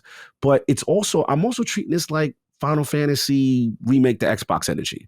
Like, it's going to happen, but who knows? So if you're a PlayStation owner, are you willing to sit there and wait whenever that may be, right? Or if you're an Xbox owner, stop worrying about what might happen and play the games that you actually have on the platform and that they're showing you. So that's where I'm at with it. So to your overall question, yes, I don't think the door is closed on it, but I still think they're in this experimental, we're figuring it out phase or what's going to happen, what's going to go and what's not going to go. That's where I'm at. Especially because we're still in that phase of reports coming in. Like we talked briefly about Halo Combat Evolved considering PS5. Like a lot of reports considering, thinking about, might be, could be. And again, like I don't want to over defend Xbox, but you got to see that shit and just be like, why is this getting reported at this point if we don't know for sure? Like, why are we reporting uncertainties? Like, it's one thing, Halo, that's a good scoop on its own. Halo, Combat Evolved, remaster, remake, that's great. All right, cool. Huge. Ship it. That's it. Yeah. Like, they're considering PS5. I'm like, I don't know about these kind of in between. Like, no one has clarity. Yes, that's what I'm realizing. Yep. Yeah. And especially with Gears. I mean, Gears should be the best sign that we should talk about what these insiders say for information's purposes and not close ourselves off. But to treat like gospel, I think is a mistake moving forward because everyone was so certain it's Gears 6. Gears 6. So what was everyone hearing Gears release? Just, we're doing a new Gears game. So you just assumed it was 6? Or is it Marcus Phoenix collection? Like, where, like, how do we get two different misreported Gears games? How did that happen with so many people connected to Coalition? They're working on so many things. I guess, how did it not leak that Gears E-Day was a thing? Like, where's the assuming coming in? I'm just noticing like someone's lying somewhere. Someone's lying. Someone's lying somewhere. Real. And is it like Xbox lying when talking to these reporters to mislead people? Or is someone getting information and pasting their own assumptions onto the report and then making the statement out there? Like, the information could be going one of two ways there. And I could see, honestly, both options being possible. Like, I could see Xbox being like, let's just lead them down the wrong trail. Things are going to leak, lead them down the wrong trail. Like, but that doesn't seem to be the case because so much leaks from them. So I can't help but speculate someone might be getting a little disingenuous with the reports, but I don't know. Yeah, I'm starting to believe that as well. And again, I'm not coming at any one particular journalist or anything like that, but I do believe that, considering is the new engagement farming, and it's come check out my site and come check out whatever it is, and then there's no accountability when the stuff doesn't happen. And what the problem for Xbox, unfortunately, is that creates this narrative that they didn't even put out there, that people now come into the show with all this, negative kind of doom and gloom energy. So that's why I said my newest thing, unless the reporter is going to put their feet to the fire and say, at the showcase, expect to happen, right? With this title considered, whatever. Those are what I'm going to take into account. But what's happening is, bro, I was told Kingdom Hearts 4 is going to be there. I was told all type of stuff from Insider. Yeah, Square Enix was apparently supposed to be a huge presence. That didn't happen. Yeah. So again, what it may show to what you said is Xbox may have plugged their leak situation. You know what I'm saying? And maybe there's some misdirection going on. We'll see. But my new thing is, until it comes from the horse's mouth, or unless it's from what I consider the trusted sources, you know what I'm saying? Sure. The Jasons, the Jezzes, you know what I'm saying? Certain people that I'm like, okay, their track record is long enough, you know what I'm saying? The Grubs, something that I can say, okay, on it. But in Henderson to some extent as well. But for a lot of other people, nah, man, I'm good right now. Yeah. All right. Anything else on this Phil Spencer interview that you wanted to run over here? No, just I did like. I watched the whole thing. Shout out to Ryan. I did like when they had the other teams come out and the Treyarch guy and I believe the Doom developer and stuff like that, just talking about the game, stuff like that. I thought that was cool. But yeah, I'm with you. Minimal appearances, come out for the big stuff, and that's fine. You know what I'm saying? And let's just focus on delivering these quality games and going dark under those circumstances. I'm completely fine with this new strategy if this is how it's going to be. Yeah. All right, let's move into our next bit of news here. A massive deep dive on Avowed. We have a lot of information. For starters, it might be releasing November 12th, as it was stated, the release date on Obsidian's blog, and it was quickly removed after it got picked up. It was by Wario64. He posted it, and then it got subsequently removed. Meanwhile, we got through the Xbox podcast, a massive look at Avowed. We confirmed a few things. That it has a third-person mode. We confirmed that the camp area is a thing that's going to be in between certain chapters of the game to chat with other party members, hang out, see what's going on there. Skill checks are very prevalent in this gameplay, lots of dialogue. We got to look at the progression system, where every level up you can pick new attributes and abilities. There was a weapon upgrading system that they showed off, and how with different attacks you did, like if you stabbed while the weapon was weaker, it would be a different sound effect. It would be a different level of damage, different VFX. Like, it was a really different feedback system from when you were leveled up. And then they also showed that you can respec whenever you want. and also highlighted at the very end how your choice of approach is very respected in that they showed what happens when you storm through this area and you kill a bunch of enemies, how this woman at the end reacts to what you did getting there, and how you're trying to get this heart, I believe it was, and how you get it that way versus if you stealth around and don't kill anyone at all and then you meet her, how you just get it completely conflict free. I saw that and I went, oh boy, that's what Maddie's been looking for. So a pretty big dive into Avowed here. Again, speaking to how much Xbox has to show off that they follow up their showcase one day later with this. Interesting experiment here. I kind of like what they're doing with breaking it up between all these games throughout the podcast instead of like a second extended showcase. I get the purpose of it, but it just kind of felt like throwaway bonus stuff. This was more intriguing because it was like little 30-minute episodes with extended gameplay previews. You can kind of pick and choose what you want to get into. So if they're thinking about doing it again next year for me, I would say please. Like I just like knowing that like, oh, Avowed deep dive, cool. I'm going to check that out. Whereas like something like Metal Gear Solid 3, I'm like, no, I'm good. But I'll check out Ara History Untold. Like, so I like how they went about it. But this was a massive amount of information here from a leaked release date to a lot of gameplay elements. I know the third person mode is a huge deal, Cog. I know it's a huge deal. So many people were upset that the Outer Worlds didn't have this. Yeah, that's right. And we talked about how we thought we caught third person in the trailer they showed, but I was like, I don't know, like it was just for like a cinematic or something like that. But no, it's gameplay, and they showed it, and it's very very Elder Scrollsy, right? The flipping between first and third person. So they got one here. So what are our thoughts, Cog? What do you think of what we saw in the extended gameplay preview of Avowed? Really like, first of all, shout out to Xbox Podcast. I really like, shout out to my homeboy Malik Prince. He's actually a huge Defining Duke listener, I was told.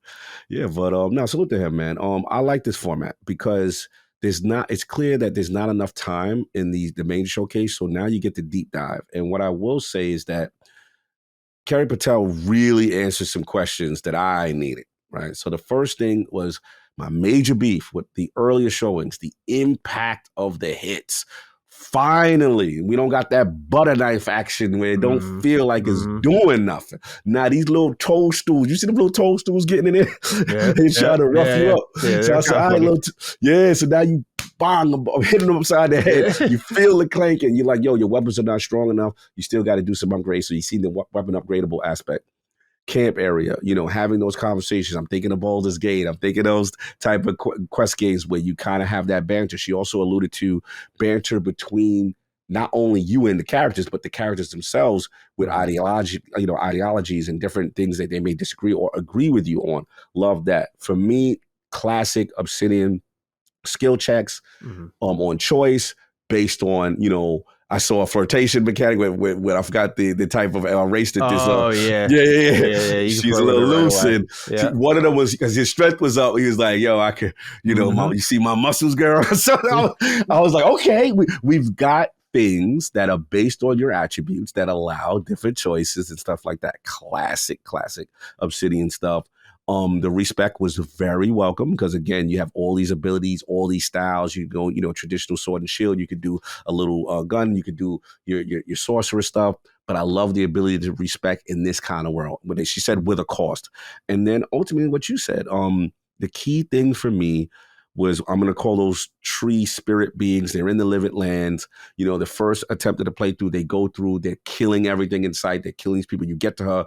She's like, the time for talking is really over. You came through my camp. You then murdered my people, right? So now it's on. And then it was about to be some type of a boss fight. But what I loved is the stealth approach. And what was cool is unique about the stealth. It was kind of like you put in this shroud or this cloak and you go past people, so long as you don't get within, I think, shouting distance or whatever, you can stealth that way. So I love stuff like that. It really adopts itself if you want to commit to specific play styles. And last thing is skill tree. I absolutely love it. So they really showed out. They had a much better showing. I am now really hyped for Avowed. Like, this is what I wanted to see. This is what we've been waiting for. And the fact that they were able to do this in this additional deep dive format looks like something that they're going to adopt, especially when you have all these damn games, to give games their proper spotlight. So I like this from them and the team. And I'm more hyped, man. So we'll see. What's going on. it just looks so much more cleaned up, dude. Like it really does. And they finally showed what I DM'd you. I was like, this is what I'm talking about. Like that's what I sent it to you and said, because I was like, dude, yes. Like I was sold on like the combat would look and feel better eventually than what we've gotten previously from Obsidian. But I was like, I want to know what's the player experience like beyond that. So if I were to nitpick anything with some of Xbox's trailers or really just trailers in general, is like I appreciate the cinematic feel that these no UI kind of trailers give us, but I want to see that stuff. I want to see what I as the player would be checking out. So like when I saw South of Midnight, that was really exciting because I was like, that's the player experience, right? Like I get the protection of it. I've said it before, but there's something behind the scenes with like the way trailers are done where they must be doing things to build intrigue. There must be a number somewhere that proves like doing it in this order works. Because for me as a consumer, it's like I'm tired of this, man. Like I just want to see the game. Yeah. But at the same time, I feel like with some of these UI-less approaches, it hurts the experience. And so Avowed was one of those. It's like Avowed didn't show well until I saw the whole experience come together. I'm like, okay, now I'm watching as I have this good combat and I saw these interactive systems in the world. And then as I use this weak weapon, at first I saw the opening gameplay. I'm like, oh, I don't know about that. But then Carrie Patel was just like, look, it's supposed to look a little dinky. Like you're not doing damage. You're not upgrading. I'm like, okay, wait and see. She goes in, upgrades her sword, comes out, way more impact, blood, damage, like the sound and visuals change completely. I'm like, okay, I like that because that's a good bit of visual audio feedback to tell you like when you're using something, it's not working.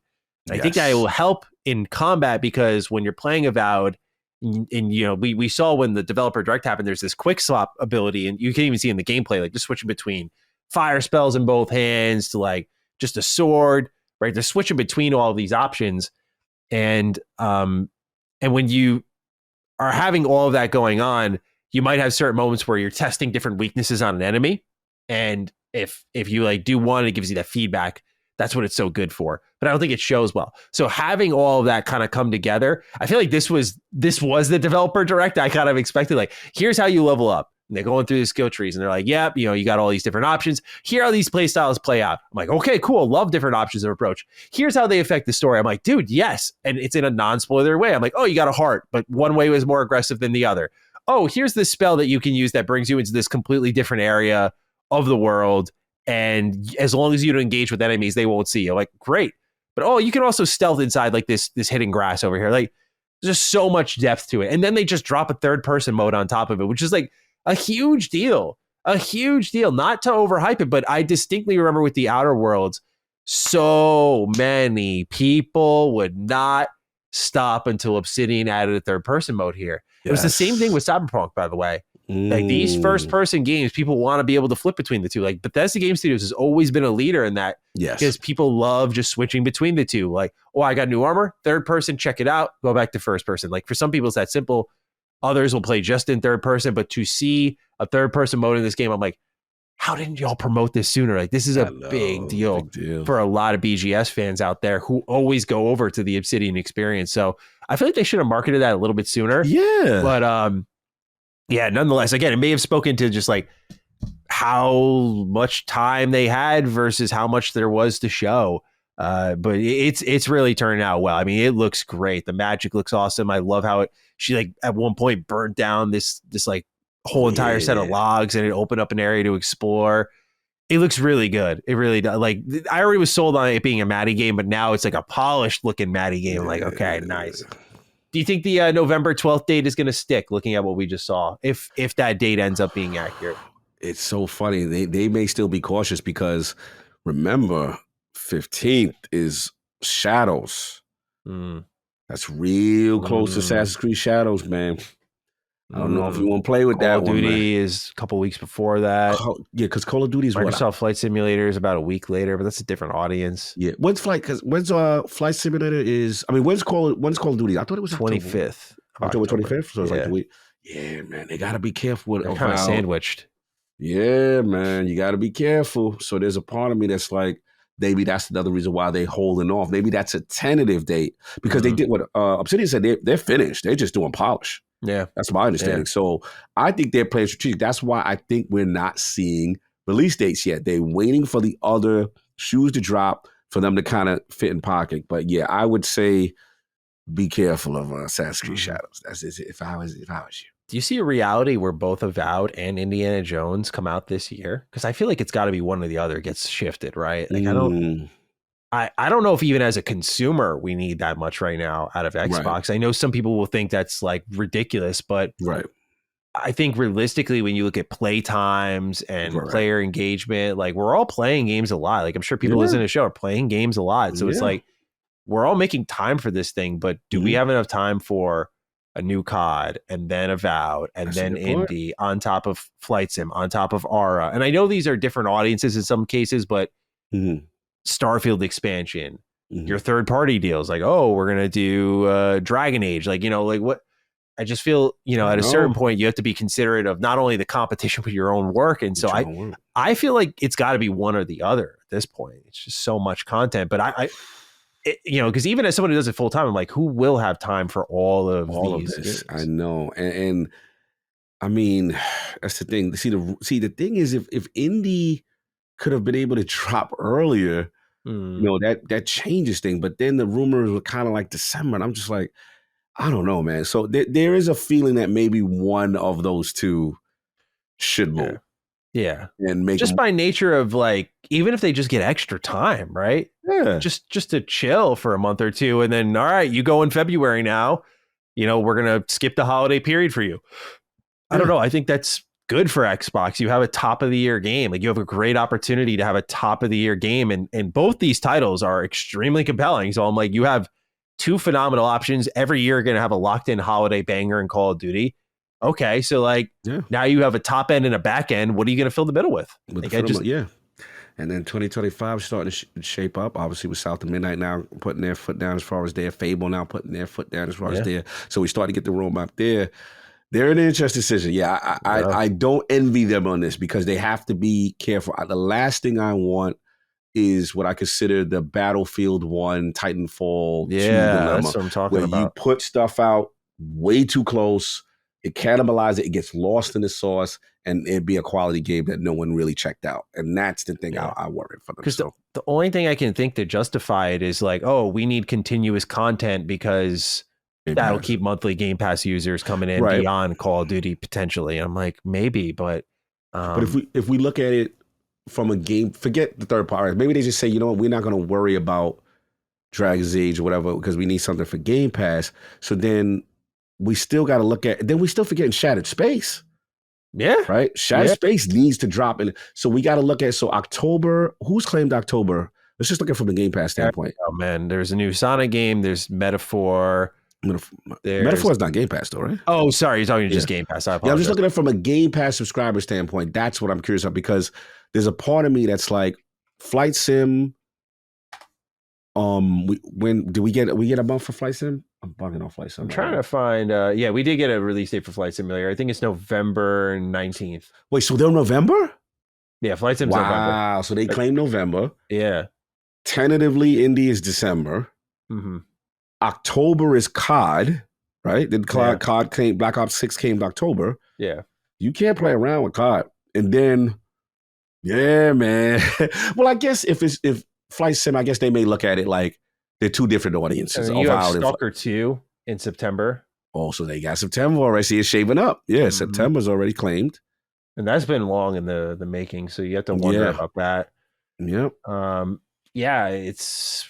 So I guess I don't envy it, but you gotta wonder just by spreading the wealth a little bit. You have a good opportunity here to kind of do what Nintendo does and maybe stash something for a little bit. Continue those quarterly earnings growth. So, I'm sure no one would hurt. I don't think Satya would be too upset about that. Yeah, maybe they look at it like Flight Simulator won't hurt them because it's a completely different audience, and they can still put Avowed and Flight Simulator the same month and be okay in that respect.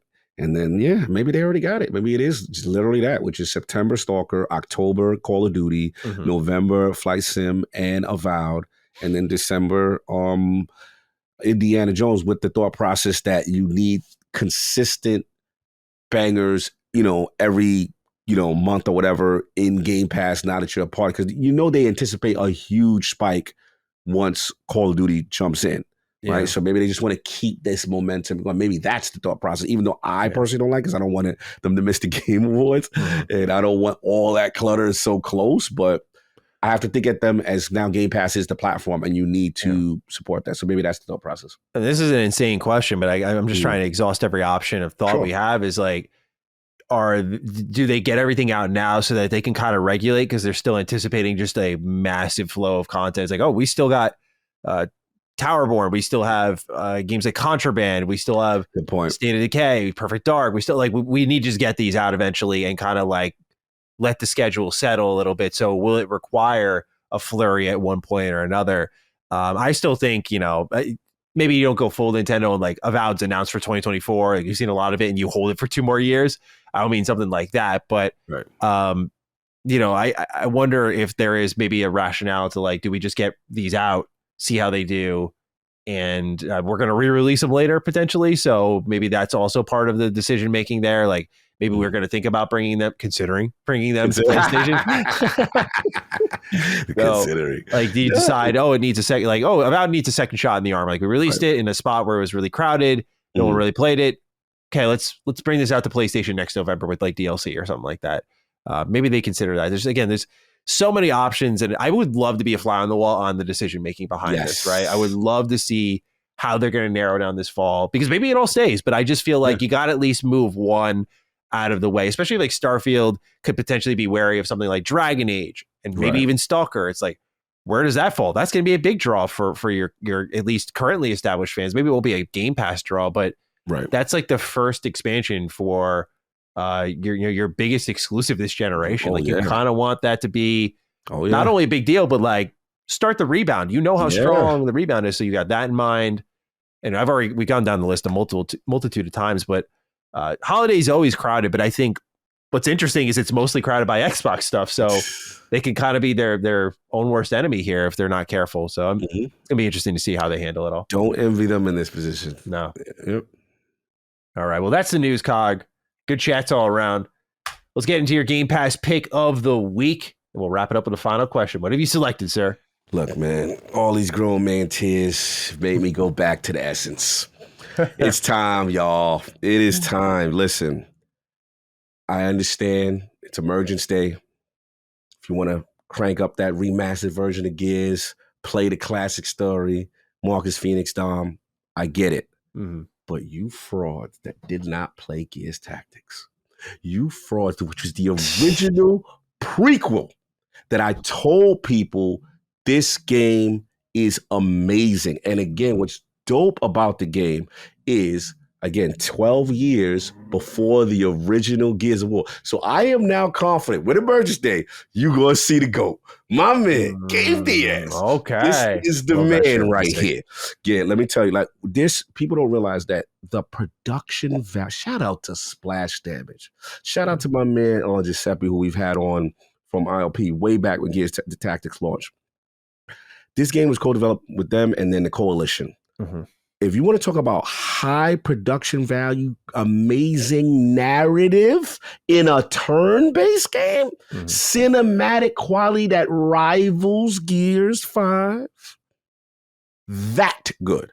Wow. That Coalition. I'm telling you right now, please, you guys owe it to yourself. Even if you've never played a turn-based game, because this is the reason why. One, they made turn-based game completely different and revolutionized the genre, and they made it fast-paced and fun.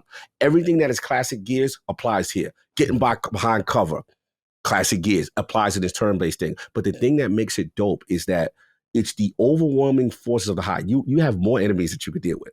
But what makes this game unique than any other turn-based, it does something revolutionary genre, is the execution fast-paced nature. So the minute, you know how most games, turn-based games, you go, they go. Yep. Oh no. When it's your turn, if you kill, you keep going. You know what I'm saying? If you execute, you keep going. Then they got the class systems. You got your traditional guy. You got your medics. You got your sniper. You got your armor guy. Like, the game is amazing. It does have a learning curve. It is challenging. I will say that it gets intense. But I will say, to this date, Gears Tactics has some of the best boss battles I've ever seen in a turn-based game. Period. I highly recommend you guys. Like, this is the time. If you want to learn the story, he's coming back. My man Gabe Diaz is coming back. You want to learn about Sid Redburn. You want to learn about Makai. You want to learn about, because Gabe is Kate's father, right? You're going to learn some stuff. And I can't wait because the timelines will merge. And I want to know, does Gabe get a chance to meet, Dom and Mark? Like, I want to know if they Gotta do it. do it, right? They gotta do it, man. Like, he's one of my favorite. I really fell in love with this character. And it's a without spoiling, there's a story that you can learn about some unsavory things that they do on planet Sarah. You're going to learn about some things. But yeah, man, this was such a pleasant surprise. Anybody who plays Gears Tactics know how hard I go for this game. And this is the time to learn about it. And trust me, I know even if you don't like turn-based, give this one a shot. Very good onboarding to learn, like help you learn the system as soon as the game starts. It is a stunner. It is a looker. And I challenge you, man, play this game. I'm telling you, will enjoy it. So Gears Tactics, get your Gears of War remastered on. I know you want to get that on, but make sure you pay homage to Gears Tactics, man. I had to do it, man. This is my guy. This is my gear. No, shout out to Gabe Diaz. I love that. It's a really good time to start catching up on Gears because we don't have a real release window for E-Day. So it's not like that time pressure, like, oh, I got 8 months to do this or something like that. So it's a good time to start banging them out. You could, honestly, the length of all the Gears campaigns combined is the length of like one single player game. So it's a good time to go through it all. I've never really finished Gears Tactics. So it seems like that's the one I want to go to moving into like when we get a little closer to E-Day. But I love how you pointed that out because I never thought of that when I first saw E-Day's trailers, how these storylines can merge. And so I love seeing how the universe is expanding. But that's a great pick for me. I had gone back to some of the OG Gears games for a video that's on Retro Rebound now, just playing 1 through 3. And I do hope they still do the Marcus Phoenix collection. I know at this point it's like beating a dead horse, but I do hope they consider it because it's really weird having Gears 1 Ultimate Edition and then going to 2 and 3. The rest ain't there, it's a little weird. So I'm hoping that they consider that down the line. But yeah, just good time to get back into Gears. Remind yourself of why we all are so pumped for E-Day. No doubt. All right, Cog. We have a final question here. It comes from AJ White. I originally had this under the Dragon Age section, but I just thought it was good, kind of separate off on its own, just to we always like to have like a final conversation before we go. I think this is my first time writing into the realm of the Dukes. What's up, boys? Well, thank you, AJ. We appreciate you. So genuine question here. I consider myself a person who tends to be anti-blatant DEI/forced inclusion in gaming, and who has noticed more of it creeping into our medium for a while. However, watching the Xbox showcase this past weekend, I couldn't help but notice spamming of woke comments every time the character wasn't a white man. What gives? We've been blessed with countless games over the decades of excellent characters of all backgrounds and creeds. Now it's a problem all of a sudden to star anyone who isn't a white guy? Has this been happening in gaming forever and I just hit my head and forgot about it? Anyways, I'm sure I'm not the only one noticing this. I'm just curious how you boys see this issue. Thanks for all the excellent content as always. Thank you, AJ, for writing in. Cog, your thoughts on... I mean, there's a lot of ways to label this. The spamming of woke comments for the Xbox showcase. Yeah, man. Look, this is unfortunate. And I think for me, this is actually a subject that keeps coming up recently with the way gaming is. And then obviously Sweet Baby has been a choice of discussion and stuff like that. I get it. But we have to be clear. Like, I think the frustration for people who are saying that a lot of this stuff is, they're anti-DEI and all stuff is woke is, I guess the question I ask back is, okay, so when is the appropriate time to have someone who is a white male as a protagonist or a lead character? And I think that's the sadness because it's like, as a person, like I said, as a Black man growing up in the video games industry, and I've been conditioned that the majority of the protagonists are always going to be a specific way. And that was fine. That was what the normal was for a long time. But we have to be real about it. That's not representative of the real world. And there's more groups. So I think for me, it's just one of those things where it's like, first it was, okay, you're forcing this established characters and turning them into something, right? So we don't like this, and this is woke, and this is forced diversity. All right, fine. Then you have, let's say, look at a South of Midnight, for example, right? You're saying woke now. So now, basically, you can't have a new character. New character, new IP. Created. Yeah. You see, so when is it okay? And what I'm learning from a certain subset of group, not everybody, there's really there's no good time to do it. You don't want it at all. So that we got to be real about that part. And that is where, unfortunately, people are exposing themselves. You know what I'm saying? Because if you can't understand how an underrepresented group who never gets a chance to see themselves gets excited for a game, that gets you mad when the majority of gaming has gone your way. For the, you know what I mean? Like, we gotta be empathetic. Like, see, the way I look at it is like this. There's a Souls game that just came out, Maddie. Oh man, I forgot it from these guys. And it showed Italian folklore in a Souls game. And about Italian, I'm like, oh, this is dope. We don't see this. Yeah, right? Italian Souls like, come on now. Yeah, I forgot the name. I'm blanking right now. And I'm like, yo, this is dope. Like, I'm the type of person that I like to see different stuff and learn about different cultures and stuff like is that. This Notria? I think so. Yeah. Last song. Bro, I saw that joint at Summer Games Fest. Yeah, this is it. It's a Souls-like set in a beautiful sunlit world inspired by Italian folklore where the brightest sun casts the darkest shadows. Beautiful looking game. I'm like, yo, this is dope. There's games for everybody. If you don't like it, it's cool. But it's like there's a group that's like, all right, cool. You know what I'm saying? Like GTA.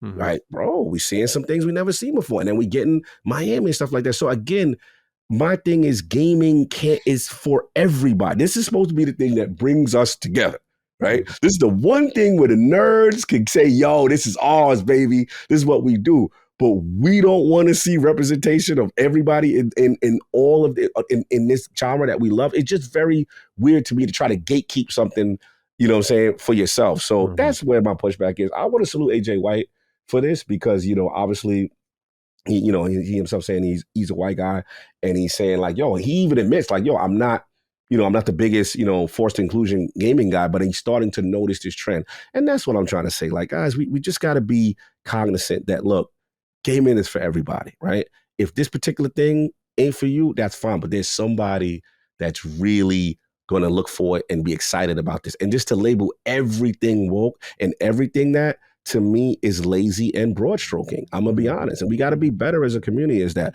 And some people are exposing themselves as other things that I ain't gonna say on this show. And we see you, and it's sad because you're supposed to be my brother. I'm supposed to be your brother. We play games, bro. You know what I'm saying? Like, we got to get back to enjoying games and having fun playing games, not all this other nonsense. But my soapbox and my rant's over. But that's all I want to say. Yeah, you're cooking, bro. It's really hard for me to add on to that because I think you handled it so well. I think, yeah, a lot of people are exposing themselves. That's for sure. Because like, I'd need to say that I'd also admit, like, I'm very, I wouldn't say I'm anti, but I'm conscious of it. Like, I think there's just right and wrong ways of doing it. In that, like, there are ways that feel like, oh, this is natural. You had a vision, and there's ways where it's like you're just checking a box. And I feel like checking a box helps no one. What I think is starting to happen though is people think any sort of presence of any underrepresented group is now checking a box. And I'm like, no, like that's a complete decline in the conversation that was ongoing. Like, yes, we've had our moments with certain games where it's like, that felt very forced. You didn't seem genuine about that. You just wanted to have a presence of like all these, say, different skin colors or ethnicities. And it just looks good for you. It's like, well, that's not what it's about, in my opinion, right? And I know it's coming from a white guy, but I'm just saying, I think it's about like, well, who is this character? How did you build the culture around them? Like that sort of thing. Like, I think you take it a step further, but I think the execution of the creative process can be as lazy as the arguments, right? It's like, I think there's good ways of doing it. There's bad ways of doing it, but I also think there's good ways of handling the conversation, like AJ White's doing here. Like, hey, I'm usually against this, but like, why is everyone so up in arms about everything?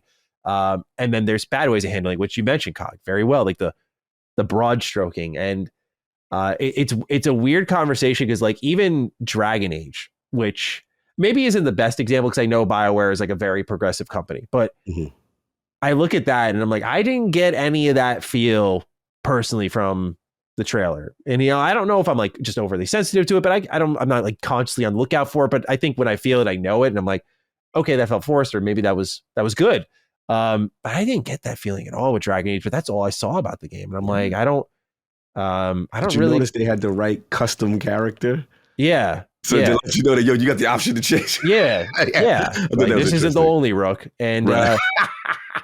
I don't know if this is like a trivial way of putting it. You can correct me if I'm wrong here, but I do miss the days, and maybe it's just a simplistic mindset of like, well, this character looks cool and that's it. Like, tell me if I'm wrong for this, but like when I was younger and I was playing KOTOR, I always played that you couldn't create your character, so to say, and that you customize their look, but like you could pick a different set of portraits. And there was a black guy with cornrows, and I always played as him growing up because I just thought this dude is the coolest looking guy on the whole roster of like portraits you can select. And so like that is my go-to character. Like I play as a black man in KOTOR.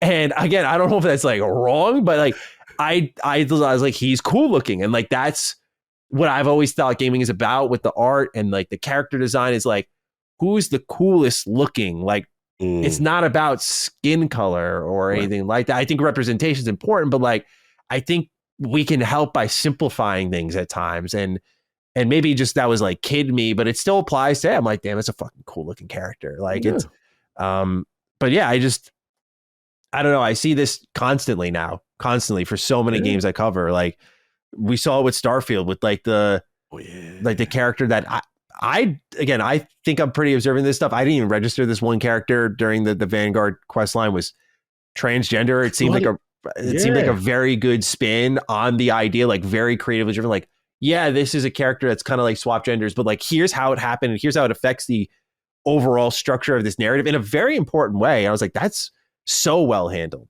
And people were just freaking out at it because like I think you're right with what you or not think I know you're right. Just it's the very presence sometimes of it that just makes people uncomfortable. And there's never, you put it so well, there's never a right time. And so the voices on it grow a little louder, but it's frustrating because I think there could be a conversation to be had about like, hey, did the developer do it right or wrong here? And I think they're more than willing to be constructive about it, but there's this very much us versus them mentality in games that I don't get where it stems from. But the more I get the opportunity to speak to developers, the more I just understand that like they try to read it all and engage because it's very helpful to their craft. And you have to have thick skin to do this. There's no doubt about it. But a lot of the comments are not constructive. They're destructive. And so it's hard for sometimes the reason we get repeat mistakes is because no one's saying like, how do we fix this? They're just like, this fucking sucks. I hate you guys. And it's like, got it. We understand you hate us.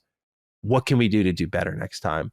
And again, some people are like, well, I'm a consumer. I can say what I want. But I think if you want the industry to grow and get better, you have to be an active participant. It's what I say all the time to our audience. I'm like, people are like, man, Duke's like really negative this week. I'm like, it starts with one person, right? It starts with one person positively and negatively. Like you can come in and make a difference if you wanted to. And not to put the pressure on the audience. I'm just saying like, it's that sort of thing. It starts with one person having that conversation of like, well, how can we do this constructively? And so I'd like to say we do a good job of it here. But it's been noticed, AJ. I think a lot of people around the industry, it's impossible to not notice. And I don't know if it's something that they're just going to continue to ignore or how it's going to be confronted head on. But it's nonetheless kind of frustrating because every game is starting to get colored by it. And I don't follow. I'm glad you said that. Excellent points. And I think we got to get back to what gaming is about, right? And a lot of people that came up to me, so many people came up to me at Summer Games Fest was like, bro, I love the Dukes. I love you guys. I love the conversations you guys have. And, all I said is like, we just try to promote the fun. We're supposed to be doing this because we enjoy gaming. We love gaming. This is what it's supposed to be about, not to be divisive. But I got to quote Schreier on this. And this is his recent comments in reference to this topic because he goes, as we look at the video games industry's layoffs, burnouts, abusive microtransactions, prioritization of short-term profits, risk aversion, rapidly increasing budgets, endless development cycles, and studio closures, it's important to highlight the real problem by gamers. Too much diversity. Then he says, that's what you really will put. And then he goes, somebody said, so in response to another person responded to that, he said, if you think large amounts of money are going to DEI consultant groups, wait until you find out about CEOs. Then someone said, but most people don't care about CEOs. That's not the factor on people to make them hate games. But seeing DEI definitely has a negative effect on people, at least online social platforms. And he says, true. That's why Baldur's Gate 3 did so poorly. The clapbacks were crazy right now. So yeah, I mean, apparently he's done some, investigation in terms of that. And, all this people saying that there's, woke agenda and stuff like that. And again, I'm not saying things are perfect, but let's get back to what we're doing this for. We do this because we love video games. That should be it. None of this other stuff should be permeating your thoughts to the point that you are that attacking someone over a video game and over who the protagonist is. But that's just me. Yeah. Well put, bro. Well put. And so with that, thank you, AJ White, for your writing, and we appreciate everyone who's a part of our show. And so we now move on to the outro here, Cog. It's time to wrap up another great show in the aftermath of the Xbox Games Showcase for 2024, and things might settle down a little bit, but who knows? With Xbox, every week can always be a movie. You never know. But for this week, Cog, if we were to select a hashtag, what are you feeling, good sir? Whew. There's so many things I'm excited about. So to nail it down to just one. Okay, wait, I got one. I just all right, let's go. Quick scroll through my list. I used the word details a lot. We got details on a lot of things. Yeah, we did. Like details, DD. Yeah. Let's go with the details. I agree with that. All right, I can get down with that. So, ladies and gentlemen, got this deep into the show. First off, we appreciate you immensely. Thank you for being part of what we do. You can use the hashtag DetailsDD. You can tag us on Twitter. I'm at G27status. Cog is at Lord Cognito. You can find us over there. Let us know your thoughts on the episode. Otherwise, if you want to go ahead and engage in the YouTube comments section, keep it a nice, happy little place down there. You can use the hashtag DetailsDD. Let us know your thoughts down below. But with that, Cog, we're out of here. And ladies and gentlemen, we'll see you next week for episode 181 of Defining Duke, an Xbox podcast. Peace out. Defining Duke, an Xbox podcast, is a product and trademark of Last Stand Media and Collins Last Stand LLC, and is recorded from the United States of America. The show is conceived by Matthew Mr. Matty Plays Schroeder and me, Colin Moriarty, and is written and produced by Matthew Schroeder. Matty's co-host is Barry Lord Cognito Eversley. Defining Duke's executive producer is Dustin Furman, and the show is edited by associate producer Ben Smith. All of Last Stand's theme music is by Ramon Narvaez. As you know, all of Last Stand Media's shows, including Defining Duke, are fan-funded on Patreon at patreon.com/laststandmedia. The following names are at the producer support level on Patreon, and we're thankful for your kindness and generosity.